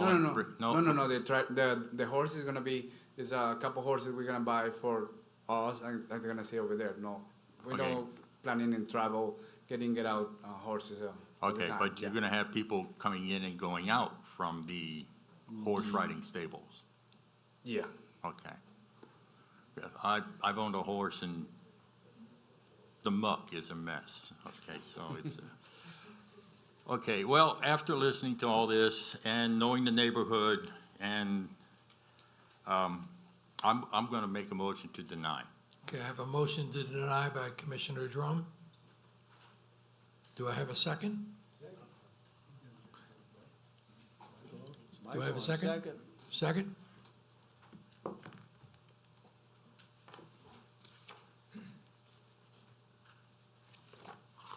Motion by Commissioner Drum and a second by Commissioner Baggett. Any more? Oh, Mr. Drum, you want to speak again? Go ahead. The overlay, we can keep the overlay, You but we should. deny the, yeah. You're making a motion to deny request- the they re- rezoning? Wait a minute. Okay, they want a rural overlay, so I guess they can still run their horses around. But to change it to a CB1, I make a motion that it be denied. Okay, so you're making a motion to deny the CB1 rezoning, but to grant the rural overlay? Correct. Okay. And do I have a second on that from Mr. Bagger? No? Okay. I don't have a second yet. Commissioner Randolph? I was going to suggest that if we're going to make that, it's really not necessary because it was gonna, he would have to go along with that. Well, Yeah, so forget it. okay, well, I have Forget what I was about to suggest. okay, well, all I have right now is a motion to deny the CB1 zoning and a motion to accept the rural overlay. Commissioner Fitzmaurice? Maybe we should pose the question to the applicant. It might not do them any good to have one and not the other. So if you care to, you might be able to withdraw your request. Will you want the rural overlay without the CB? You can come to the, You understand, you have a rural overlay, but you cannot have any commercialization on your property Yeah. at all. Yeah. okay, so you want to keep, you'd like to have it that way? Okay. Okay? So you're amending your request for just a rural Anyway, overlay. the CB1 is the zoning, I guess. They're gonna be denied. So the roll overlay is just for having animals on it, right? Correct. Okay. Okay. So would you like to withdraw the CB1 request and just keep the roll overlay? Okay. Okay. All right. Thank you. All right, so. I think that was to Randolph's kind of question, but anyway. Yes, sir, you have a question? Yes. It's my understanding, Gene knew this, it's my understanding that rural overlay would subject surrounding properties to commercial use. No. No? Helen? It would be I mean- subject to the uses that are listed under the rural overlay. I mean, you have the bed and breakfast, you have religious uses. Snowball stand? Right? I mean, I'll be happy to pull it up if we want to go Right. down the list. Snowball stand, so you do have some minor commercialization in there. Okay. Right. All right, well, again, we'll bring it back to the commission and we'll vote just on the rural overlay. How's that? If it You can sit down, sir. We'll take care of it now. What's that? No, we don't have a second yet. No, I don't second it either. Oh, okay. I'm a little confused now. Commissioner Drum. First off, folks, I apologize. This has been a mind-bending evening. I apologize for this. I withdraw my, whatever it is I put out there, motion. And now I say just deny everything. Okay, you're making motion to deny both the rural Both, yes. overlay Yes. and the CB1 zoning. Correct. I have a motion to deny the overlay and the CB1 zoning. Commissioner Randolph. This is the question and concern, if you will, that I had initially, of which Mr. Fitzmaurice actually brought out.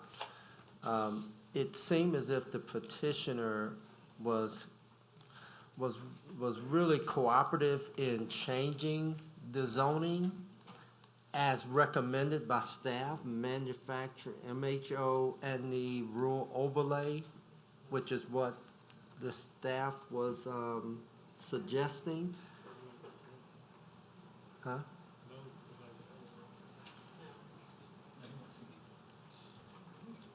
No, I'm looking at, let me finish.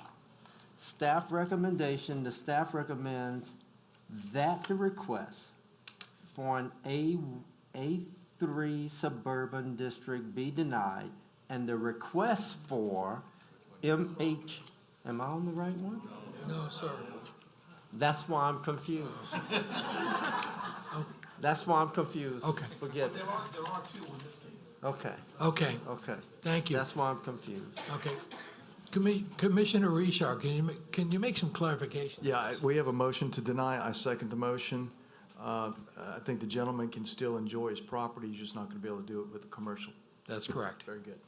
Thank you. I have a motion to deny by Commissioner Drum with a second by Commissioner Richard. Any more conversation? If not, please vote. Unanimous vote, motion carried. Okay.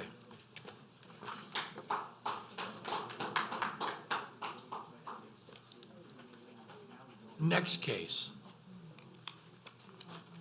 2018-1179 ZC, existing zoning is A2 Suburban District. Proposed zoning is A3 with a manufactured housing overlay and a rural overlay.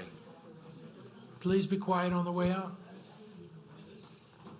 Acreage is 1.71 acres. The petitioner is Eric Penton and the owner is Eric Penton. Location is parcel located on the north side of LA Highway 36, west of LA Highway 41, being parcel A, South 21, Township 7 South, Range 14 East, Ward 6, District 6, Council District is 6. Staff? The 2025 future land use plan calls for the front half of the property to be developed with commercial uses and the rear portion of the property to be developed with residential and agricultural uses. Staff doesn't have any objection to the request for a manufactured housing overlay and for the rural overlay. However, there's no compelling reason to recommend approval of the request to rezone to A3, considering that the site is surrounded by A2 suburban zoning district on the north, east, and west sides. At this time, staff would like to recommend approval for the recommends denial for the request for A3, and recommend approval for the manufactured housing overlay and the rural overlay. Is the petitioner here? Yes, sir. Please state your name and your address. Eric Penton, 67163 Chris Kennedy Road, Pearl River. I'm not a Shane or Marone. I'm just an investor. I have no clue. You tell me where you go from here. So, yeah, what are you trying to do? Basically, just I bought the property for a rentals and investment property. Went real briefly.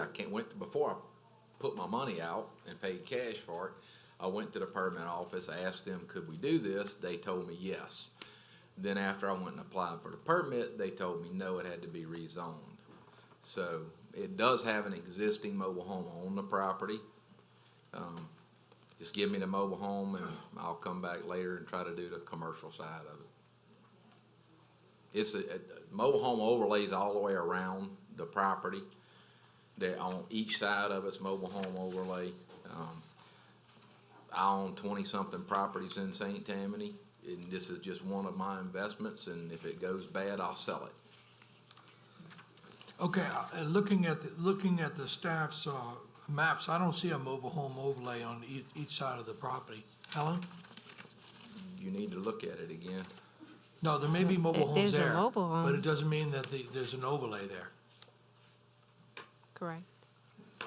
There's a mobile home, but I'm not aware of that there's a mobile home overlay. Okay, so there's no existing mobile home overlays. On the property, but on the adjacent properties and all the way around the whole part of 36. There's mobile homes. All mobile home Right. overlays. Wow. The girl told me they circumvented that, and it was a when you guys rezoned this thing after Katrina, somehow y'all rezoned all of that and did the mobile home overlays. Becky Crawford was our representative at that time, was our council person at that time. When they redone that, there was an oversight on you guys' part, and y'all, even though there's already a mobile home there on the property, you guys gave the mobile home overlay for everything except this property. This is correct, what he's saying, meaning that if you're looking on the east side where it shows the A3 Suburban, Yeah, there's a mobile home overlay, and then if you go around, if you go north, it's almost like a square from the red line north, and then it goes to the back of those residences and comes back around on the other side of Everard Street. There's no mobile home overlay there, however, Okay. all the way around, there's mobile home overlay. okay, all right, thank you. Is there anybody in the audience that would like to speak against or for this case? Anybody in the audience would speak against this case? No? If not, I'll bring it to the commission. Commissioner Randolph. This is the one I was just reading. Oh, that's right. I'll make a motion to approve the MHO overlay and the RO rule And zoning change. and the zoning change. I have a motion to approve the A2 to A3 zoning with the manufactured housing overlay. Commissioner Darty. Second. I have a second by Commissioner Darty. Commissioner Richard. Excuse me, I was gonna comment on that. The staff is recommending that the A3 zoning be denied. There's clearly, we need to, I think, do the manufactured housing overlay. But I was gonna speak to deny it, but we've got a motion and a second, so I guess my vote will have to be that, so. Well, I mean, you can speak No, more. well, I just, my comment was, I don't see a compelling reason to change it from A2 to A3. And so does the staff, so that's my only comment. Okay, Commissioner Randolph. That's a good point of clarification. Can I also just put in my motion a friendly amendment to deny the A3? Deny the A3 and approve the rezoning of MHO? Of course you can. You have to withdraw your I previous withdraw my motion. motion and rephrase it with that amendment. So you are now making a motion to just grant the manufactured housing overlay on this property That is correct, but I'm also denying the A3. and denying the A3 Correct. and the rural overlay? You're approving the rural overlay as well? Yes, sir. Okay. I have a motion to approve the manufactured housing overlay and the rural overlay, but not the A3 suburban district zoning. Correct. Commissioner Darty. Second. Commissioner Darty seconds that. So I have a motion by Commissioner Randolph to deny the A3 zoning request, but to grant the manufactured housing overlay and the rural overlay. Any more conversation on that? If not, please vote.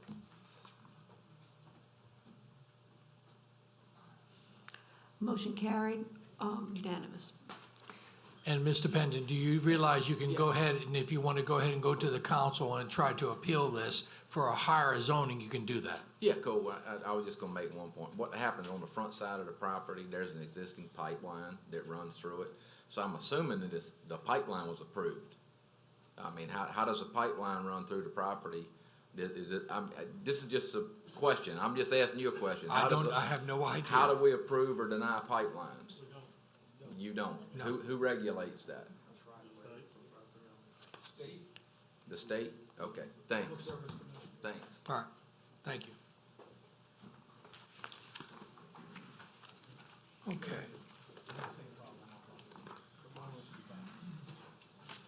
All right, let's see where we're next. Okay. We're on 2018-1184 ZCs. Existing zoning's A6, proposed zoning's A4. Acreage .75. Petitioner is Blanchard Lisa, and owner is Lisa Blanchard. That's interesting. Okay, I guess there's a misprint in there somewhere. We'll find out who Lisa is. Location parcel located on the north side of Lakeview Drive, being a portion of Lot 21, Ponte Lake Estates, Section 32, Township 9 South, Range 14 East, Ward 9, District 13, Council District 13. Staff, comments? The 2025 future land use plan calls for the area to be developed with residential uses. The objective of the request is to allow for the construction of a single-family residence. Staff is in favor of the requested zoning change. Okay, is the petitioner here?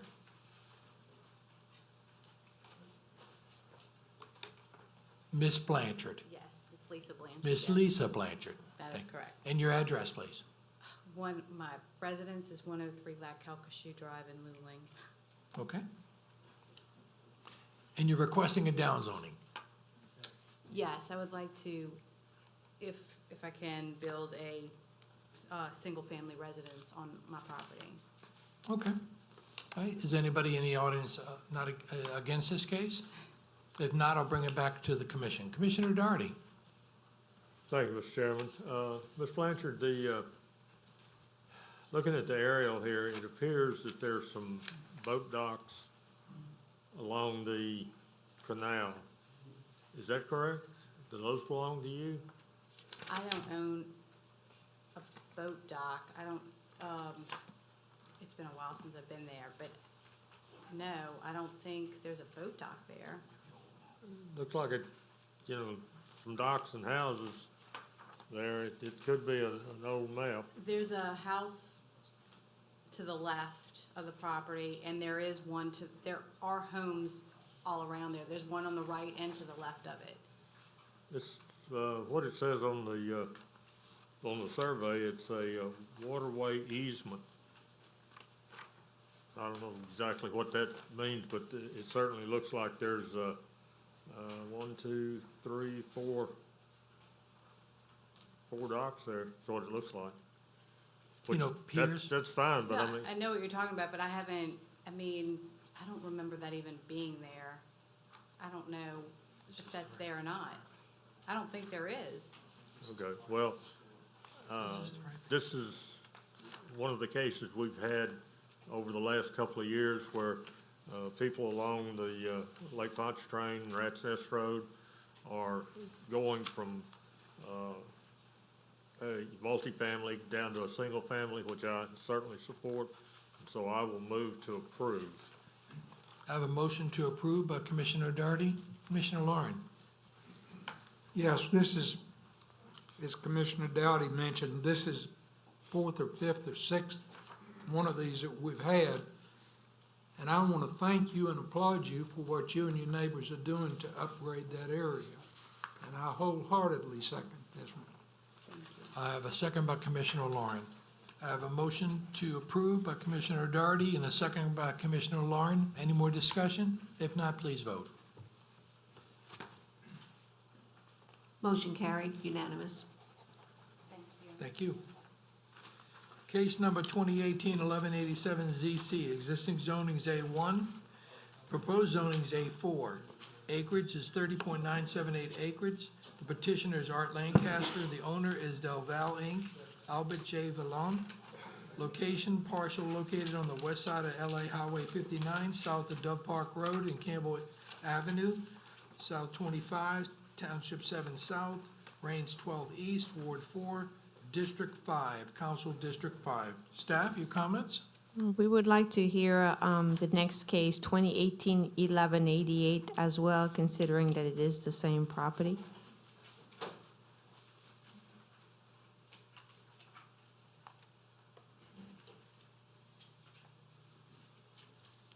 What are your recommendations? I'm sorry.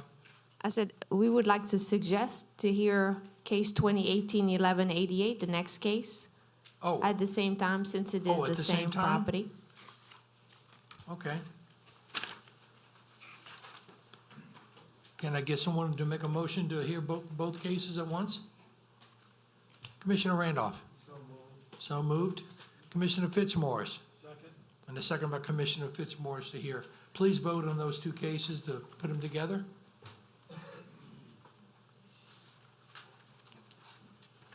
Motion carried, unanimous. Okay, we'll start with the first case again.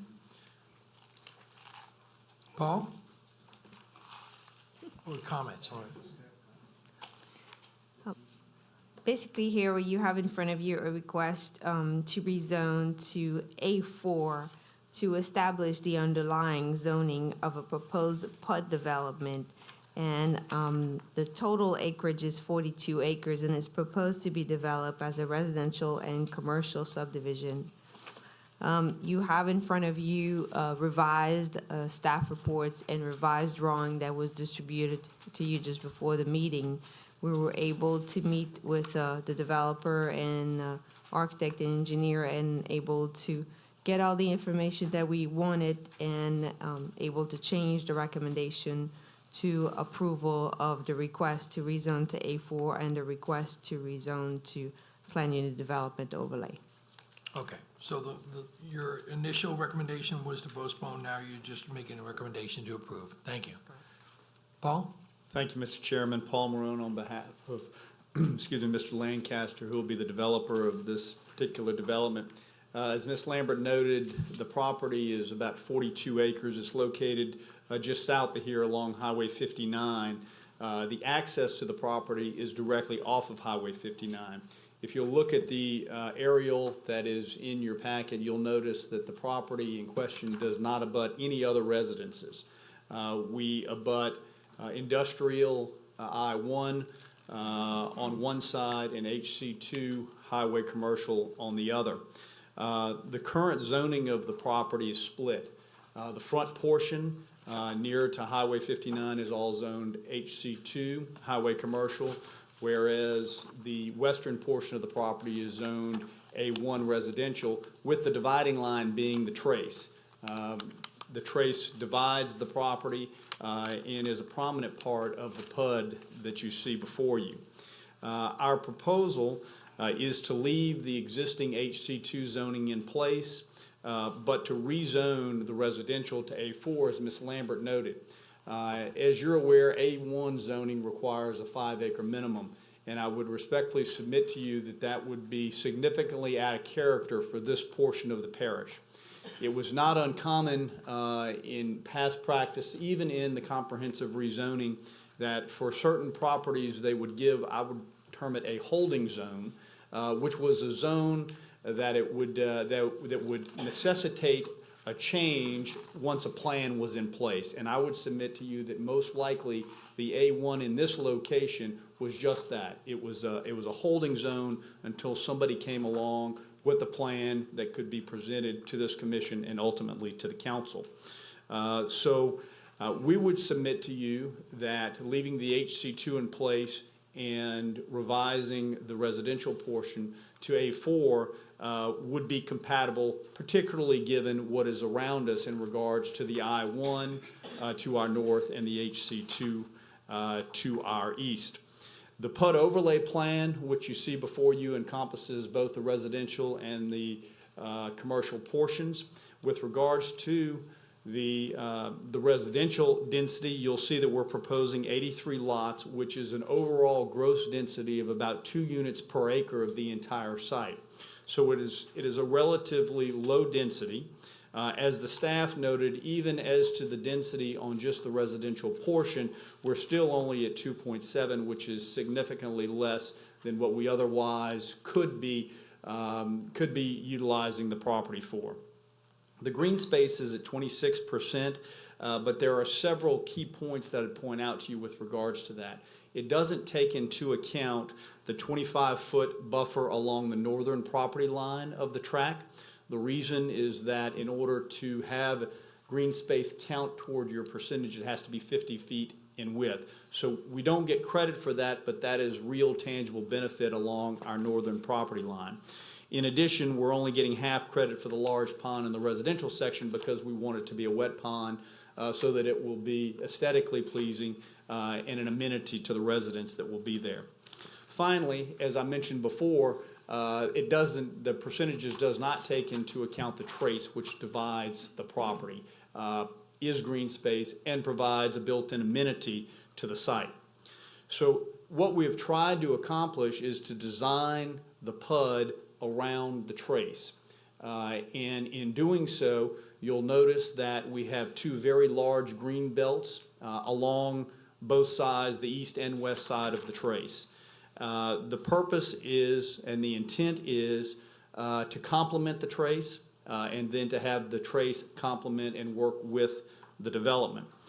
The amenities, in addition to proximity to the trace, you'll see that on the western side, we have a walking path with exercise stations. We also have sidewalks throughout the entire development that will provide pedestrian connectivity from all reaches of the development to the trace. In addition, during our earlier meetings with staff, we understood that there was a problem with the students at the nearby high school being able to access the trace across the highway. Currently, they've got to come down the highway because there is no access immediately across. So we are proposing to construct a sidewalk from Highway 59 to the trace so that the residents at Fontainebleau will be able to get to the trace, access and utilize it without the need for traveling down Highway 59, which is, of course, a busy and unsafe for pedestrians. So that should also be considered as part of our amenity package that we're bringing to the area. The development of the commercial along the trace is envisioned to be the type of uses, again, that would work with, benefit from the trace, and also provide a benefit to those people using the trace. Uses such as snowball stands, restaurants, coffee shops, amphitheaters, or other public gathering spaces that can be utilized by the residents of this development, but also those people that will be traveling the trace in this corridor. The intent is to face the buildings toward the trace to engage those people utilizing the trace, as opposed to have them backing up to the trace that you might see with a typical, whether it's an office building or retail or other commercial establishment. Finally, with any PUD development, as you know, central utilities are required. So we will have central utilities to service the commercial and residential portions of this development, and they will be serviced off-site. So we will not have on-site facilities for the property. This is a relatively small development, but I think a significant development in that it brings some uses to an area that I think can benefit from it. Our density is below what could be afforded us under the zoning. We've tried to carefully devise the plan to strategically locate our green space areas so that we work with the trace and so that we benefit the trace and the trace becomes a real asset to this particular development and the residents that will live here. So we would respectfully request your concurrence with the staff's recommendation of not only our underlying zoning, but also the PUD overlay. And I'll be happy to answer any questions that any of the commissioners might have. Okay, is there anybody in the audience who would like to speak against this rezoning from A1 to A4? This is the first case, the 30.978 acres. If not, I'll bring it back to the commission. Commissioner Randolph. Motion to approve. Your motion to approve the zoning change from A1 to A4 for that specific 30.979 acres Have a motion to approve by Commissioner Randolph. Commissioner Lauren. I'll second it. I have a second by Commissioner Lauren. Any more input? Commissioner Richard. Hey, Paul, just for clarifications, we have a few maps here, and I think it has to do with the changes that were made. I'm assuming what looked like roads that ended now look like cul-de-sacs, is that correct? That's correct. Okay, so is there any additional development that's gonna be connected? There is the possibility, some of the surrounding vacant area is also owned by the current owners of this parcel that my client is purchasing. So there is the possibility that there would be additional phases to that. So this phase or this development was laid out with the possibility and contemplation that it would be able to be extended if the market dictated that. Got it. That's what I gathered from the original maps, and then I see the changes. Look, I know we're a little lower than normal on green space, even though it meets the criteria, but you've done a great job as far as how you're tying the amenities together, and anything that promotes the trace and its use is I'm in support of. So I know we have a motion and a second, and you've answered my question. Thank you. Thank you. Commissioner Doherty. Paul, this is a question concerning access to 59. Any idea what DOTD is gonna require y'all to do there? We have had some initial meetings with DOTD, primarily concerning the scope of the traffic study that will dictate exactly that. One of the suggestions was that the road line up with the access way into the school across, so you'll see that's where we have it located now. Right. At one point, it was just north of there, but they suggested that we have those aligned. So we know that if we are fortunate enough to have the zoning in place, we're gonna have to proceed with the traffic study. We know that the intersection and the improvements that will be needed at that intersection will be quite important given the traffic flows that are in the area. At this point, we don't know what that will be, but we have a scope of the study that we will endeavor to find that out. I know, I was over in Hammond this weekend, watching a football game. There at 51 and I-12, they've got really a double roundabout. Roundabout, right.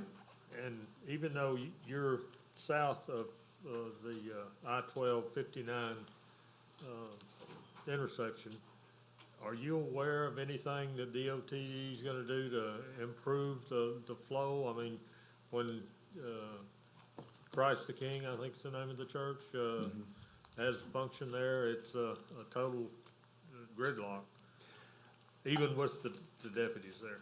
Right. I don't know of any specific plans that DOTD has. I know that this area is of concern to them. I know that they are cued into the needs for improvements in this area. I know that there have been some discussions about roundabouts north and south here. I don't know exactly where those would be at this stage and how we might tie in or be a part of that, but I know that those discussions are ongoing. Okay, thank you, Paul. We, seem to be one of the last to find out anything like that, but since you've got a development going on there, I thought, well, I'll just ask. Understood. Thank you. I have a question, Paul, if you don't mind. Sorry. Yes, sir, Mr. Chair. With the possible expansion and other phases coming off of these cul-de-sacs at the end, I guess this initial road you got from 59 leading back into the PUD is gonna be all designed to be able to handle that, correct? It is. It'll be a boulevard all the way back. Okay, thank you. Yes. Any more conversation? I have a motion, I believe, by Commissioner Randolph to approve, and a second by Commissioner Doherty, is that correct? Please vote. This is for the rezoning from A1 to A4. Motion carried, unanimous. Okay. Let me read the next case.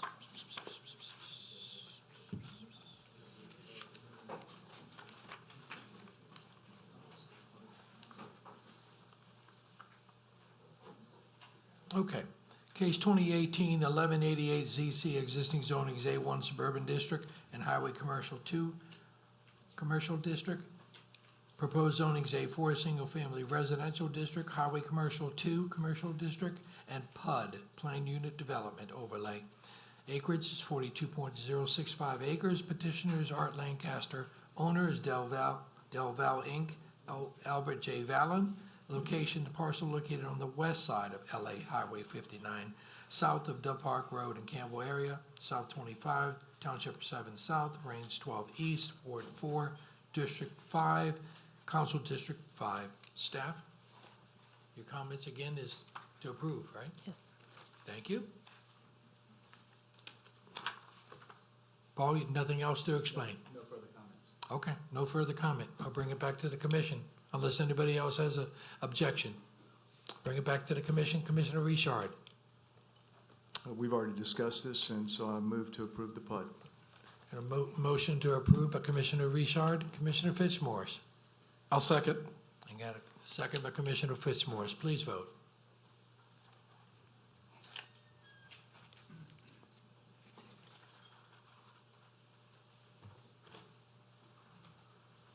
Motion carried, unanimous.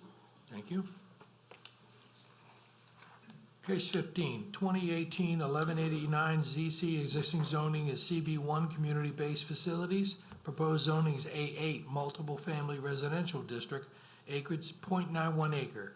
Petitioner is Marina Beauchene LLC, Jared Ricky. Owner is Marina Beauchene LLC, Jared Ricky. The location is parcel located at the end of Marina Boulevard, north of Mako Drive, being parcels J3 and J4A, South 54, Township 7 South, Range 11 East, Ward 4, District 4, Council District 4. Staff? Staff doesn't have any objection to the request, considering that it would be a continuation or an addition to the existing multifamily residential boathouse units along Marina Drive. And at this time, staff would like to recommend approval for the requested zoning change to A8 multifamily. Okay. Yes, sir. Your name and address, please. Jared Ricky, 17940 Painters Row, Covington. Do we want to combine this with the next one as well? I just throw that out there because it's all related.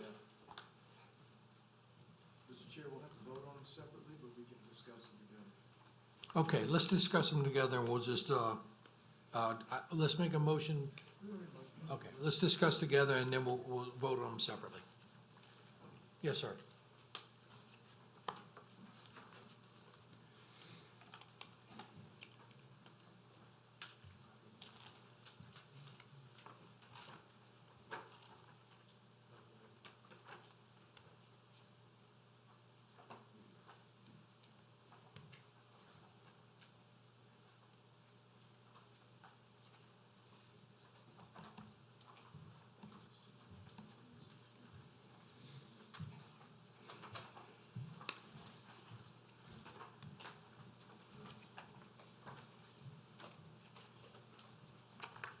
Okay. Okay. Thank you.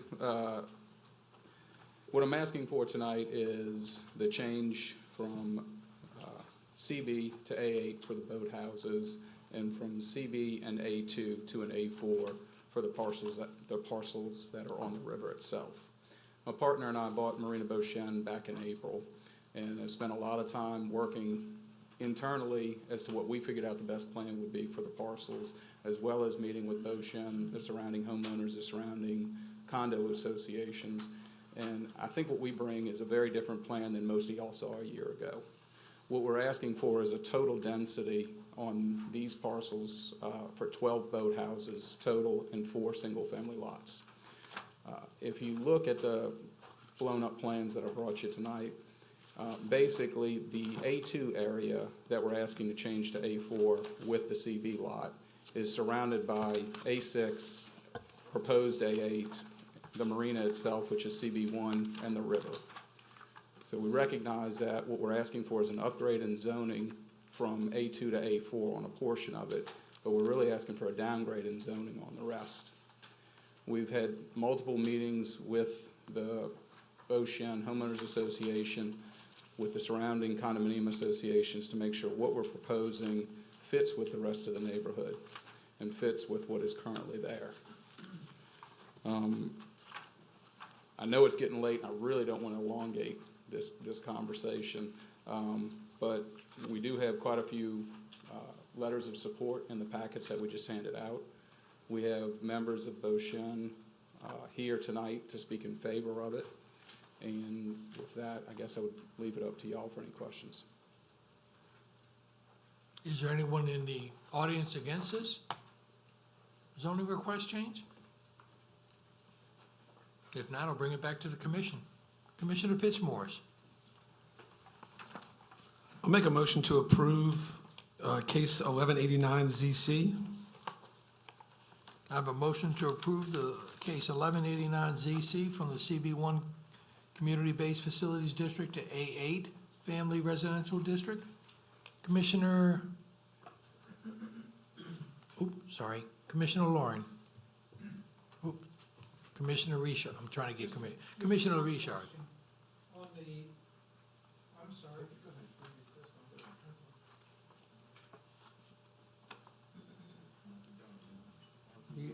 ahead. Go ahead, Commissioner Lauren.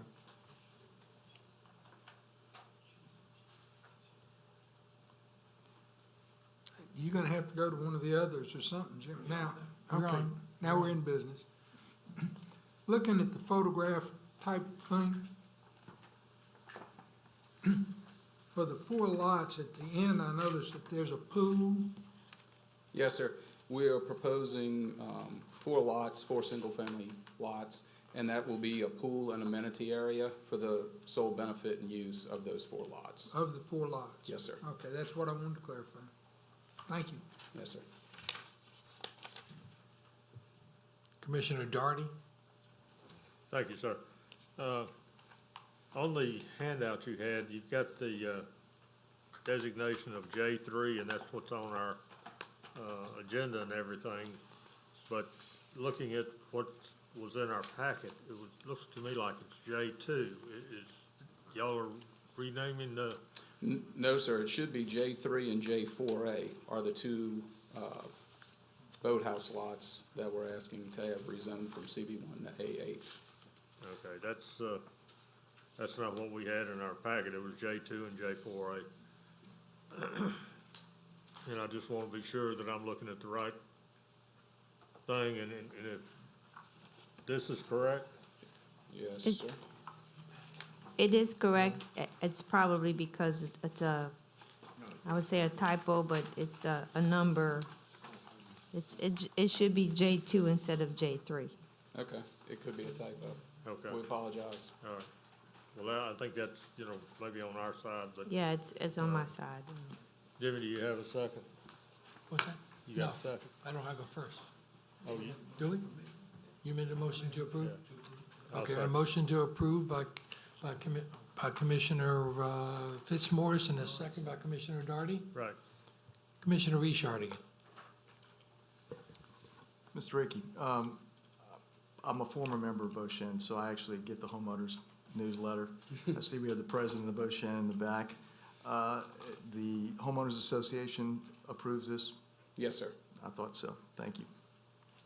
Okay, so we have a motion by Commissioner Fitzmaurice and a second by Commissioner Darty. Any more discussion?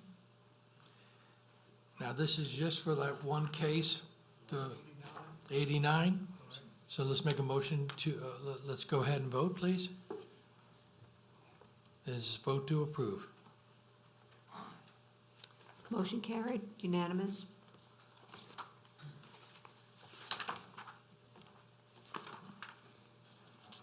Okay, next portion of this is 2018-1190 ZC, existing zoning CB1, Community-Based Facilities District, and A2 District. Proposed zoning is A4, single-family residence. Acreage is 2.12 acres. Petitioner is Marina Boshen LLC, Jared Vicky, and same owner. Location is parcel located at the end of Marina Boulevard, south of Mako Drive, being parcels G1A and K, South 54, Township 7 South, Range 11 East, Ward 4, and District 4, Council District 4. Staff, your different comments on this? Staff doesn't see any compelling reason to recommend to increase the density of the area, and staff would like to recommend denial of the requested zoning change to A4. Yes, sir. And we appreciate staff's comments, but we think you have to look at this project as a whole, not just a zoning case going from CB and A2 to A4. As we said, we bought the entire marina, including all the land surrounding it. What we're doing is making concessions with the homeowners association and with our neighbors to limit the number of boathouses that we're proposing, that y'all were just kind enough to approve, to a total of 12. And in regards to that, what we're asking for is the ability to take CB1 and A2 and go to A4.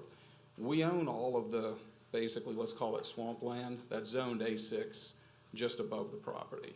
And we recognize the fact we could have just gone to planning or gone to zoning, done downgrades, drew the lots bigger.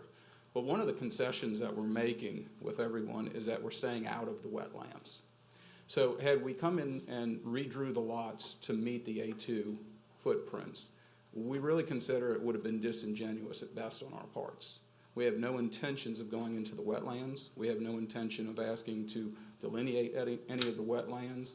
And so the thing that made the most sense to us was to come in and ask for the A4 zoning. Okay. Is there anybody in the audience who would speak for this case or against this case? If not, I'll bring it back to the commission. Commissioner Richard. Thank you. I appreciate what's been done here. Mr. Rickey, you guys in parcel L1, I guess, is the wetlands. Yes, sir. And you guys are going to leave that undeveloped? Well, it's a swamp. So, I know yes, exactly sir. what it is. What we're trying to do right now, my partner and I are exploring avenues to donate it to, so we know it stays a swamp. Obviously, we want to have some continued control over it as well, because the marina itself is basically a long-term play for us.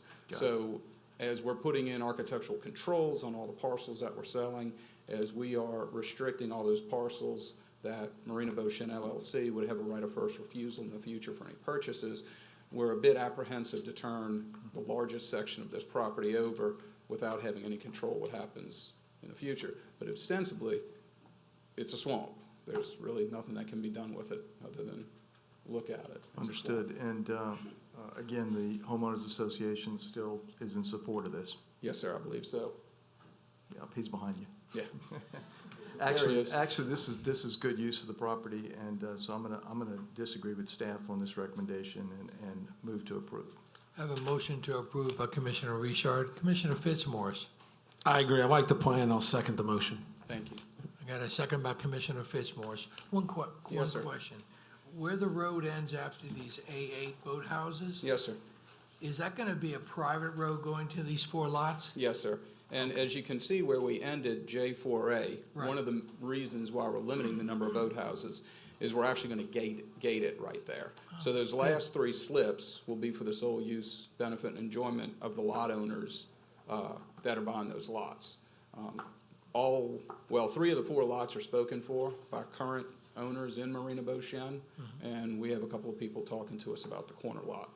And I understand there's 4 lots and there's 3 boat slips. So somebody's gonna ask a question, so let me jump in on that. We have one owner buying 2 lots, basically building a house on one and leaving one as a buffer. So that's why we're using 3 boat slips instead of 4. Okay. And are there gonna be some kind of turnabout, or in case somebody comes down the road and sees this security gate, how are they gonna get out? We are gonna use it. We are gonna build a T or some good. type of cul-de-sac. Okay, very good. Thank you. We have a motion to approve by Commissioner Richard with a second by Commissioner Fitzmaurice. No more conversation? Let's please vote.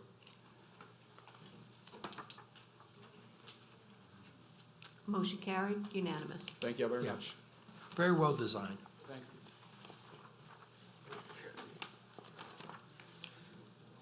you. Okay. Case 17, 2018-1194, ZC, existing zoning's A2, proposed zoning's A2 with a manufactured housing overlay, 2.3 acres. Petitioner is Anderson Design and Build, LLC, John Anderson, The owner is Advanced Mortgage Company LLC, Bruce Wayner. Parcel is located on the south side of Jenkins Street, east of Sowell Drive, being 69298 Jenkins Street, Covington. South 13, Township 7 South, Range 11 East, Ward 3, District 5, Council District 5. Staff? Staff would like to recommend approval. Okay, is the petitioner here for the manufactured housing overlay? Was that?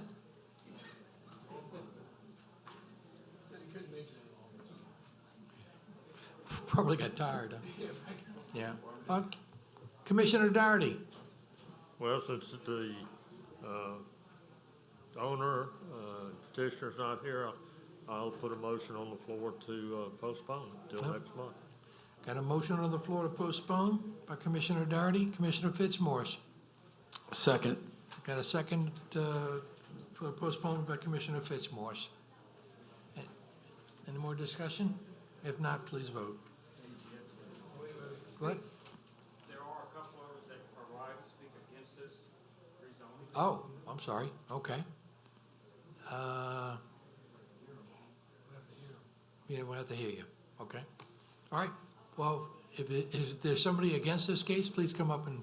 Yes.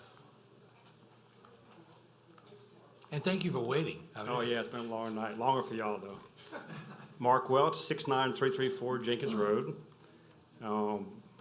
I've lived back there for probably 32, 33 years, and really hate to see this go up in our neighborhood. I own a total of 6 acres. Another neighbor who's not here owns a total of 10 acres. And some of this property it really is, it's a floodplain A. Where this mobile home proposal is it's by the Ponchatollaway Creek. It seems totally an unsuitable place to put a trailer, along with the factor of what it's going to do to the value of our property. I bought a bare lot back then, that many years ago, and have built a house the hard way. Blood, knuckles, tears. I'm an auto mechanic, still as an auto mechanic, and put a lot of work into our property and our neighborhood. And I'm opposed to this. Thank you. That's all. Anyone else? Yes, sir. Your name and address? My name's John Shryock, 69333 Jenkins Street. I feel the exact same way. This is, besides literally being, every time it rains in a river, there's I believe there's a trailer next to it that's way, way off in the woods that is, I believe, about this high off the ground, and the water gets to the floor of this thing. And where this one is sitting, not fully strapped yet, is maybe this far off the ground. I would be surprised if it hasn't had water in it already. So, just like he said, all the same things opposed. Okay. Thank you. Would you have something to add? Yes, sir. I believe that the trailer that is there is on the existing lot. It was owned by the same mortgage company, and it's been abandoned for probably 10 years. Yes, and I have seen the water make it to the floor of the car. Miss Margaret, who lived there, I've seen the water to the roof of her car. You could stand on top of the car, but that was it. It was submerged. And so there was already one trailer on the lot, and they brought another trailer in, apparently without a permit. And this trailer looks like it was manufactured about the middle of last century. It is an old trailer. It's a beater. And it was posted, it was a cease and desist order. So they stopped development, and that's where it's sitting at. It's just not suitable for where it's at. Thank you. Thank you.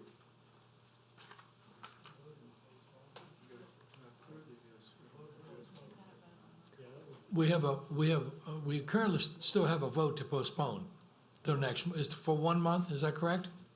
Yeah, but, since we had 2 people come, We need to vote on, we need to vote on the motion as is. But a nay vote would allow us to. Right.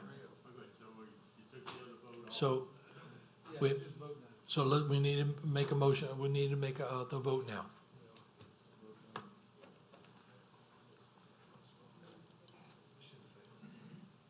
So what is that we're voting on right now? We're voting on the motion to postpone. Okay. This case till next month.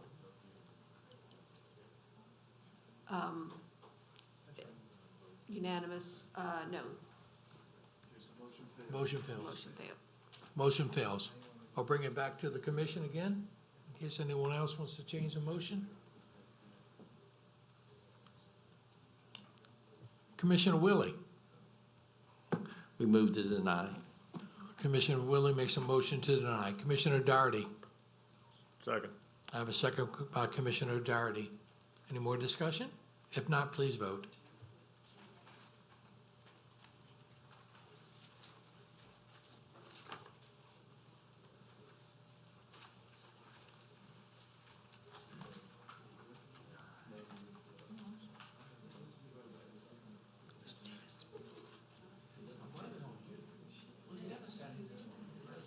Motion carried.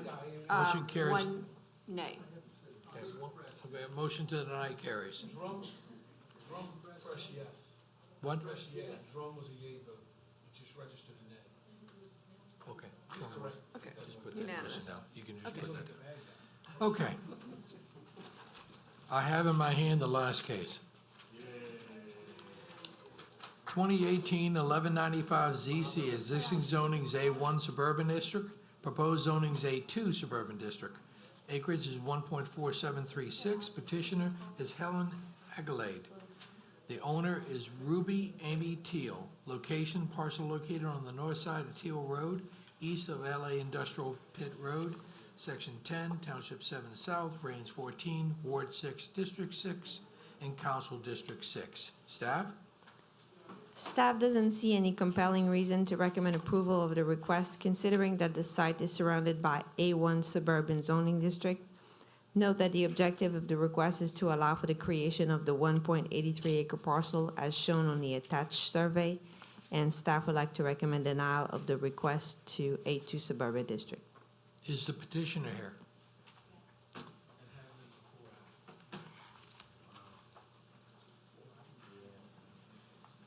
Yes, ma'am. Your name and address, please. Helen Anglade, 204 Morgan Drive, Slidell. And why do you want to change the A1 zoning to the A2? Because in 2010, it was passed that you can only have 5 acres. And I'm asking to rezone it so I can go down and just do the 1.47 acres and build a house. Okay, is there anybody in the audience against this case? If not, I'll bring it back to the commission. Commissioner Doherty. Well, I'm gonna ask the question, why do you need to downzone it if you just wanna build a house? You can build a house on 5 acres. There's already another. The owner, my sister-in-law. Hi, I'm Ruby Teal. I live at 70135 Teal Road. When my husband passed away, he suggested that I give an acre of land to whoever assisted me 4 years ago when he passed. I'm trying to fulfill that promise to my husband, to his sister. So I own the balance of the land and would like for her to have this acreage so that she can build, and when I get old and decrepit, she can take care of me. I'm right there with you. I want to deed restricted, you saw what happened. Yeah. So right now, where are you going to reside? Actually, I have a house on that property. Okay? Yeah. She just wants to give a piece of property in the middle. Yeah, okay, I see what we're doing here. Okay, thank you. Commissioner Randolph. Commissioner Randolph have a motion to approve. Do I have a Commissioner Baggert? Second. I have a second by Commissioner Baggert. Any more discussion?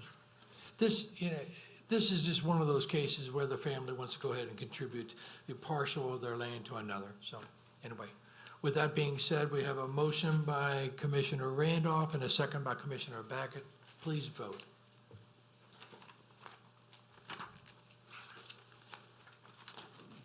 Motion carried, unanimous. Motion carried. It is. Thank you very much. Did you wait the whole time? Yes. Yes, we did. Yes. Now I think I'm gonna find something to eat. Okay. Thank you. Yes? We have a question? Commissioner Lauren? I don't know about anybody else's packet that we got, but mine did not include copies of the September minutes. Yes, Correct. we, That's why we didn't vote on them tonight. we, We're gonna be voting on them next month. Okay. That is correct. I was just wanting to make sure Right, we weren't on the record for that. right. Okay, thank you. Okay, Mr. well, Chairman, any old business? yes, we have new business. We have new business? Yeah. We have new business. Just want to let you know that next month, November meeting will be on November 7th, which is a Wednesday. November 7th. Please put it on your calendar. I will send you a reminder with your agenda and everything. But we have to move it to the Wednesday instead of the Tuesday because it's election day. Okay, thank you very much. A motion to adjourn? So moved.